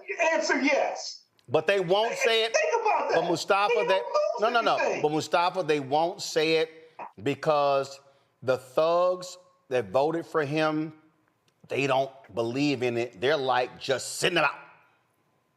Yeah, they only believe in due process for themselves or for those that they find value in. I mean, that's just real. I mean, you see how they dehumanize all kinds of folks. You know, we've got folks who are untruthful, who are unprepared and unqualified for the positions that they are holding. There are talented folks who are out there that they could have put in those positions, but they chose not to. And they chose not to because they had to make sure that they had individuals who would do whatever the president required of them, whether it is violating the Constitution, violating laws, or anything else that falls underneath of those umbrellas. So we should not be surprised with the types of responses that you get, the gaslighting that you get. They know the answers to those questions. They know if there have been conversations or if the president has said, do everything that you can to work with El Salvador to bring that individual back. Yeah, to facilitate the conversation, right. You know, we know what's going on, but people continue. And I'm sorry, folks had said before that, you know, the press has been, you know, pushing the president and asking the right questions. I have not seen that.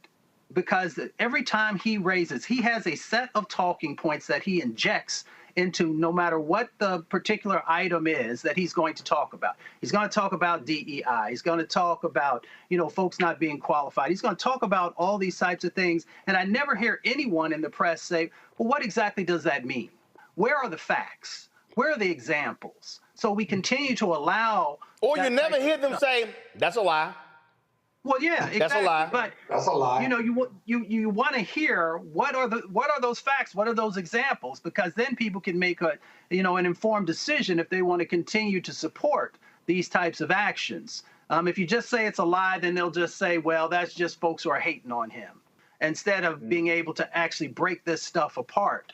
And I think that that's the responsibility of real journalism, to ask those hard questions, no matter who it is. Doesn't matter if it's a Democrat or Republican or an independent who happens to sit in these seats of supposed power. You're supposed to ask those tough questions when someone puts something out there.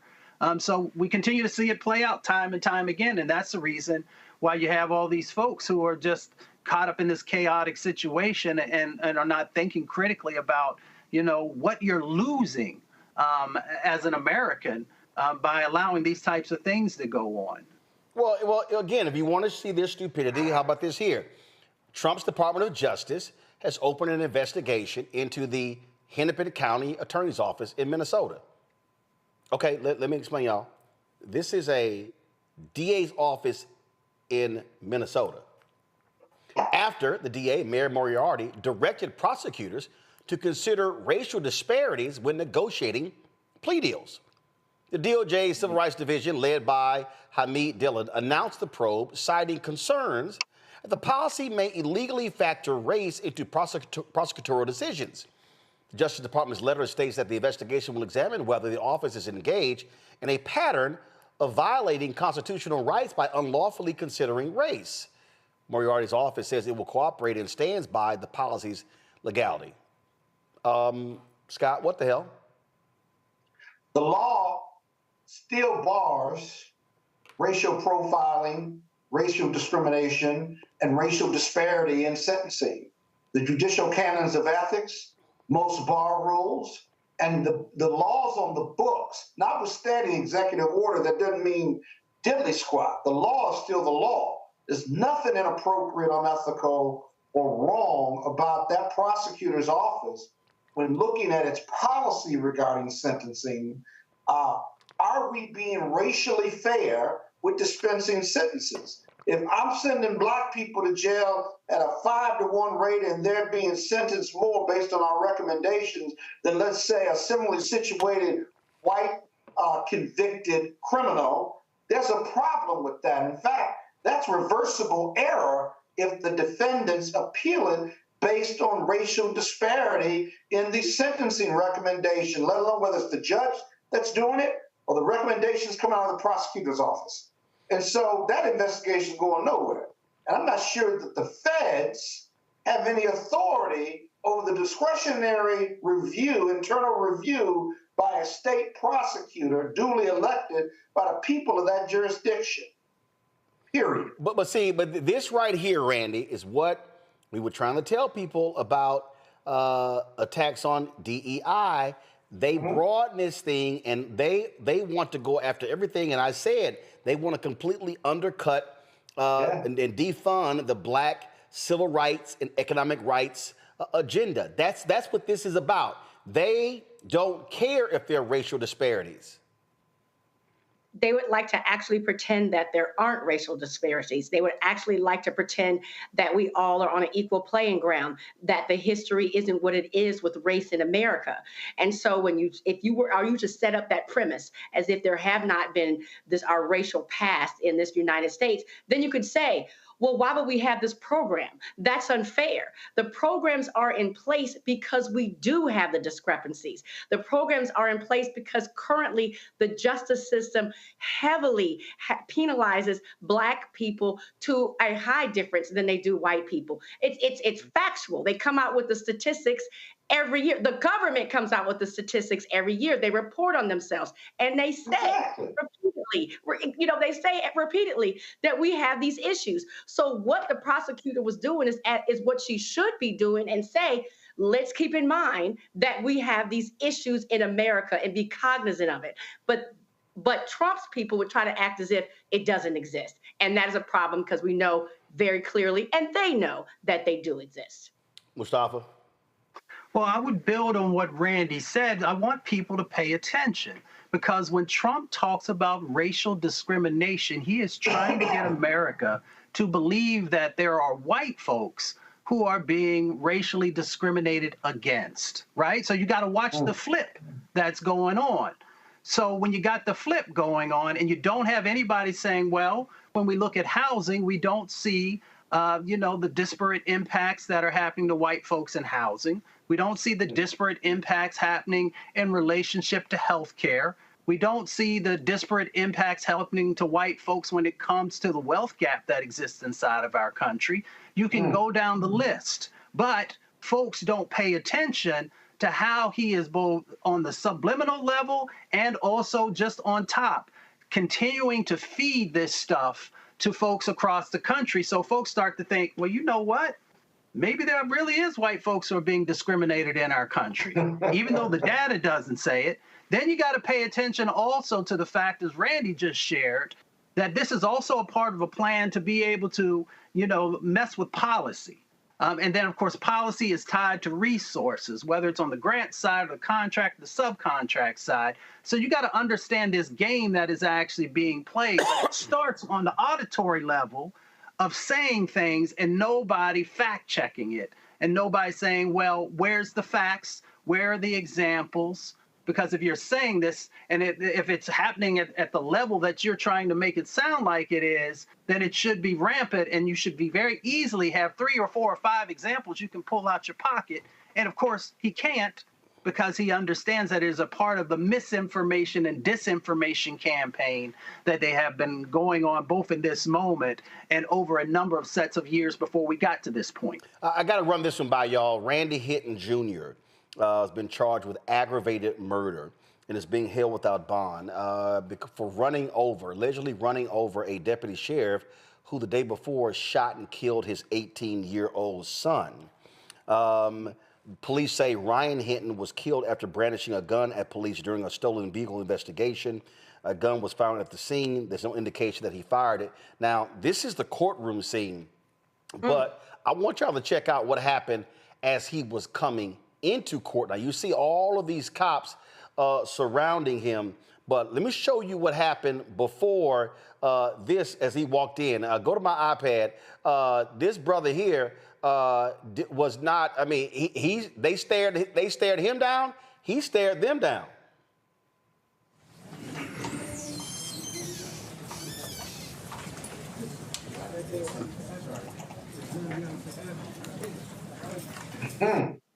He was. I mean, he didn't come to court with his head bowed. He literally, as he was walking into court, they were all standing out there. As a matter of fact, this looks like actually as he was, I think it was leaving court. You see, this is the courtroom there. And what I'm trying to understand, and again, here's what I'm trying to understand. And Scott, maybe you can help me from a lawyer standpoint. Why are all of these cops in the courtroom standing behind him? They're not on duty. Guys, roll the video y'all played earlier. And I know people are allowed into the courtroom, but this scene just looks weird to me that he's surrounded by all of these deputy sheriffs. I'm just curious. Yeah, it looks like it's a small courtroom. It's still a public proceeding, and given that one of their own was allegedly killed by this individual, they showed up. There's only one person behind him that's really was side to side and behind him, 2 people who were there for security, which is not unusual. The rest of them are there to show solidarity for the loss of one of their own, as a show of force, also sending a message to the judge and anyone looking, right, that we don't want this idea, we don't want this to go south in regard to whether he gets let out on bail or otherwise. So it's a form of intimidation of the judge, of the defense attorney, as well as the prosecutor, but they're free to be there. You can see at least one of them has a cross over their badge, which is a signal of having lost one of their own. Now, he's free to stare down who he wants to stare down. But that's all about intimidation and support. That's all that is. And that's what those organizations, police organizations, do. Vigilantism, if this is true, is never the answer. And he's going to get convicted if their evidence is sufficient. But at the same time, there's a lot wrong with the criminal justice system and how police officers operate. And you can understand the emotion of this parent who lost their child to the gun violence of the police. And what happened Randy, on Friday, Hinton and the family had gathered at the lawyer's office to watch police footage of his son being shot to death by the police. And in a statement from the lawyer, Hinton was understandably distraught watching the police body cam footage, was unable to finish watching the video. In the meeting, there were Cincinnati Police Department folks in the meeting as well. And then when it was over, he left in his own vehicle and he went searching for that cop and found him directing traffic, and he mowed him down. Right. You know, I was reading about this story, and it's a tragedy, and certainly we would hope that that's not the answer. But I'm going to say it candidly. I understand. I mean, he watched. I'm a mother of two sons, and he watched his son get killed by that police officer. And from what they're saying, it does not appear that the police officer was fearful for his life. They stopped these boys, you know, for a car theft or something, right? Something that is not legal, but certainly not something that a child needs to die over. So this man watched this cop kill his son. Again, I'm not saying it was right, but I understand. This was a comment from the Cincinnati Police Chief, Mustafa, said, we do not expect the officers to wait until they're fired upon in terms of returning fire. But, you know, listen, this is extremely emotional. It's sad that his son is dead, this cop is dead. It's sad all the way around. I mean, it is. And we never want to see anyone's life being taken short and those different types of things. You also have to understand that, well, you know, when a parent loses a child, there's mental distress that is a part of that. And sometimes you're not thinking clearly. Then, you know, so, yeah, you know, for me, you know, I'm a man of faith. You know, I'm definitely going to pray for folks. But at the same time, you know, we've done so many stories on this show where police officers have taken the life of innocent individuals. So, you know, we continue to try and make sure that there's real police reform. And we try and also make sure that, you know, we're doing everything that we can to make sure that, you know, folks are held accountable when they do that. So, you know, we'll see how it all plays out in the courts. My father used to always say, don't ever let anybody see you lowering your head. Always keep your head up.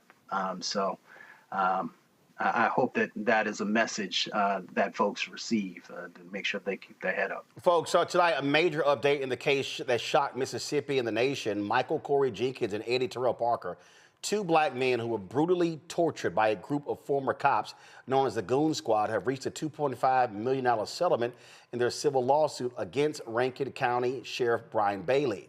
On January 24, 2023, 6 officers, 5 Rankin County deputies, and 1 Richland police officer raided a home in Braxton, Mississippi without a warrant. Jenkins and Parker were handcuffed, beaten, humiliated, subjected to racist abuse. Jenkins was shot in the jaw during a mock execution that went horribly wrong. All 6 officers have been convicted on both state and federal charges, serving a combined 132 years in prison. The original lawsuit sought $400 million. Under the settlement agreement, Rankin County will pay $500,000, while the county's insurance will cover the remaining $2 million. This is again, a huge case. We covered this case, had Malik Zulu Shabazz, the attorney, on as well. It marks the largest settlement in Mississippi's history for a police case involving excessive force or municipal liability. And again, we'll see what happens. Look, I wouldn't be surprised if Donald Trump pardons these cops on their federal charges, because that's what we are seeing more and more of. Final story, folks, some great news.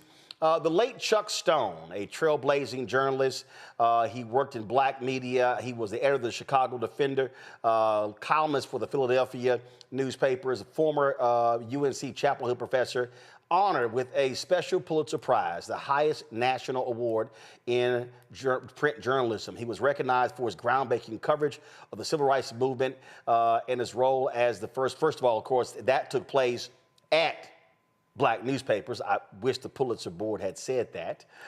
In his role as the first black columnist at the Philadelphia Daily News, he also co-founded the National Association of Black Journalists, helping open doors for generations of black reporters. Stone was also a decorated Tuskegee Airman and a passionate educator who inspired countless students before dying in 2014 at the age of 89. The special Pulitzer Prize celebrates his enduring legacy as a fearless voice for justice and a pioneer who changed American journalism forever. I, of course, being a member of NABJ, plus an Alpha brother, had an opportunity to know Chuck, loved him dearly, and this is awesome. But I do have a problem with this Pulitzer Prize. If you're gonna name check the Philadelphia Daily News, and him being the first black columnist, how do you not name check who he worked for covering the civil rights movement? The Chicago Defender should have been named in that Pulitzer announcement. I don't believe, so if you say you're honoring Chuck Stone's work covering the civil rights movement, who was he working for? But you honor him as the first columnist for the Philadelphia Daily News, but you don't mention the black paper. Yeah, Mustafa, I got a problem with that. Yeah, no, that's real. And we know that they play those games all the time. You know, he exemplified black excellence. He opened doors. He mentored folks. And, you know, I just send love and respect. And I hope that he rests in power. Randy? When you talked earlier in the show about ensuring that people are educated, we must ensure that they know about what's going on today, but we also must ensure that they know about heroes like this and all that they went through to get us where we are. And so we understand that we can't let it go backwards because we owe it to them and their fight and their struggle. He also was editor of the Afro-American. So the New York Age, the Afro-American, senior editor of the Philadelphia Daily News, editor-in-chief of the Chicago Defender. You know, I just, yeah, I got a problem with that. I got a problem with that because, you know, the black paper in Philadelphia is Philadelphia Tribune. The Philadelphia Daily News is not a black newspaper. And so even though the UNC website is wrong, they list the Philadelphia Daily News, but they say these newspapers were notable news sources created by the black community, not the Philadelphia Daily News, not to my knowledge. But I just, yeah, that rankles me. And the reason that's important, the reason, and the people who are watching and listening, I need them to understand that the reason this matters is because this happens a lot. What happens is what happened with black papers somehow doesn't matter. There was a book that won a Pulitzer Prize that was about the civil rights movement. And I have the book, Gene Roberts, former editor of Philadelphia newspaper, co-writer. I give them credit because what they lay out the history that it was the black press that was covering the civil rights movement. But then when it became unsafe for them, that was a writer and a photographer for a black paper who was severely beaten in Little Rock. And he later, he couldn't cover it, he couldn't work anymore. He later died from those injuries. Black reporters for black papers were being targeted by white vigilantes. And that's when white media came in. Time, Newsweek, New York Times. And I remember a few years ago, I was watching Meet the Press, and they were talking about the photo of the brutal photo of Emmett Till. And on Meet the Press, Doris Kearns Goodwin, hailed as this major historian, she credited the New York Times for putting that on the front page. And I immediately went to Twitter and said, oh, hell no. You are not going to give credit to the New York Times for putting that on the front page when it was Jet and the Chicago Defender that put it on the front page before white media did. So again, I appreciate that the Pulitzer Board recognizes the work of Chuck Stone, but you don't credit his reporting during the civil rights movement, but you don't say who he worked for. That to me is just as important or even more important than becoming the first black columnist for the Philadelphia Daily News. I mean, erasure happens in lots of different ways, right? Erasure of our leaders, erasure of the organizations, erasure of our leadership, erasure of how we have made this country better and stronger and wiser. So that's why we have to be vigilant when we see folks having these gaps and filling them with their history and deleting our history, whether intentional or unintentional. They have to be checked because we now see how folks are literally trying to be, the erasure that's going on in this particular moment is very intentional. So once again, whether it's unintentional or intentional, it has to be corrected and it has to be addressed. Yep, and we're going to call them out every single time. Scott had to go. Randy, thanks a bunch. Mustafa, thanks a bunch as well. I certainly appreciate it, folks. We're going to have the Crocket Chronicles for you tomorrow. There were 3 or 4 stories that we did not plan on talking about that we did, so that took up the time, so we'll have that tomorrow. Let me thank everybody for being on today's show. Great conversation. Folks, do me a favor. If you missed the show, be sure to share it. Share it with folks. And also, when we break apart our segments, share those as well. Go to our YouTube channel, go to Black Star Network app. You can all check it out. And if you want to support the work that we do, what matters is that the stories that we cover, critically important. Other folk ain't talking about it. We do. And so when you support this show, then you are supporting great journalism, but not just this show, but also our Black Star Network. And so if you want to contribute via Cash App, use the Stripe QR code. It's it right here. This is the QR code. Kill the music. I got something to do.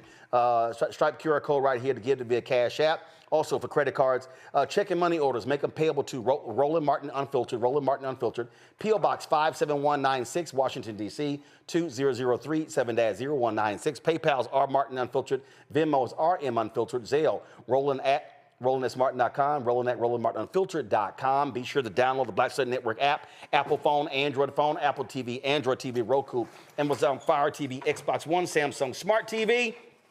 Of course, if you want to get my book, White Fear, How the Browning of America is Making White Folks Lose Their Minds, get it at bookstores nationwide, online as well. Get the audio version I read on Audible. Also, be sure to get our Roland Martin Unfiltered Black Star Network swag. Get our merchandise. We got T-shirts, hoodies, wall art, mugs, and more. And we'll soon have our new design for our FAFO 2025 shirt. I'll let you know when we have that ready. Also, don't blame me. I voted for the Black Woman shirt as well. Go to rolandmartin.creator-spring.com or go to blackstarnetwork.com. QR code there as well. Also, support Fanbase. Download the app. If you want to invest, go to startengine.com/Fanbase. All right, folks. So remember, I was going over all of our HBCU gear. And I had listed Savannah State as one of the places that I didn't have their gear. But I did have, and actually I found it. That was a golf shirt. It was amongst all my golf shirts, and they sent me a hat. But Savannah State hit me up, and they sent a big old box of stuff. And so let me shout them out. First of all, this is a note that they sent. Hold on one second. Let's see here. On behalf of Savannah State and the entire Tiger family, it's my pleasure to share a small token of my appreciation with you. Enclosed, you'll find some SSU gear, a symbol of our Tiger pride and gratitude for your continued support of HBCUs and the important work you do in amplifying our stories. We are honored to have you as a friend of Savannah State and look forward to opportunities to engage with you in the future. Dr. Jermaine, okay, I can't make the last name. It's W-H-I, is it Worrell? Is it Worrell? Is it Jermaine Worrell? President. So Dr. Jermaine, I appreciate it. So we'll let y'all know. So first, let's see, what's this here? This is, I got a Savannah State tie. Okay, y'all, no ascot? Okay, I got a Savannah State tie. All right, so y'all know it gets hot. I play golf. So they have, these are called the cool towels.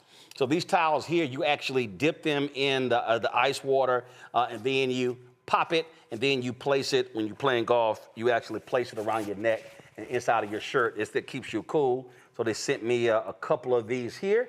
I appreciate that. Yo, so they sent me, let's see, 6 of these Go Tiger.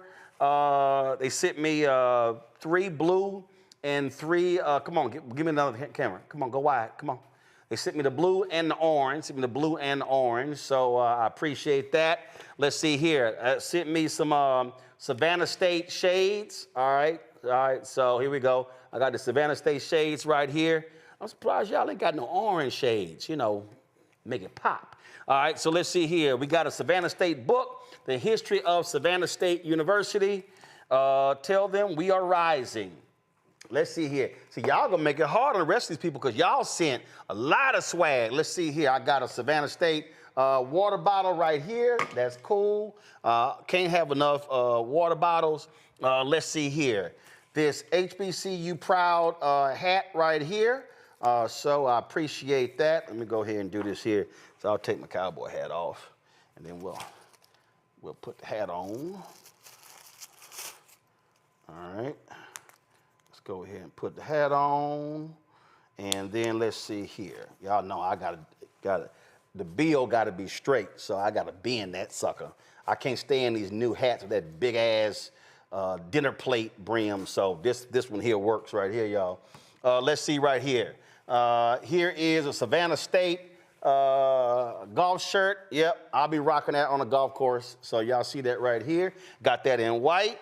They sent me a golf shirt here in gray. And then, of course, when the temperatures drop, I got this blue Savannah State hoodie right here. They sent me, got me a Savannah State lanyard. And then let's see here. Now we got the Savannah State crew neck right here as well. So, Dr. Jermaine, I appreciate that. And so y'all know my rule. I only wear HBCU gear of places I've been to, I've spoken at, I broadcast from, and I counted. Actually, I did a recount. So there are 107 HBCUs, and I've been I thought it was a 60. It was actually 57 or 58. So it's like 57, 58. Savannah State is one of those. So I look forward to going back. And you never know. Maybe we'll do the show from Savannah State one day. That'll be cool. Maybe we'll do. Maybe we'll do the show Homecoming, do a huge show, pack the joint out, have all the folks there. So, yeah, we'll talk about that with Dr. Jermaine. All right, y'all, that's it. I'll see y'all tomorrow right here, Roland Martin Unfiltered on the Black Star Network. How? Black Star Network is here. Oh, no punch! I'm real revolutionary right now. Thank you for being the voice of Black America. All momentum we have now, we have to keep this going. The video looks phenomenal. See, there's a difference between Black Star Network and black-owned media and something like CNN. You can't be black-owned media and be scared. It's time to be smart. Bring your eyeballs home. You dig?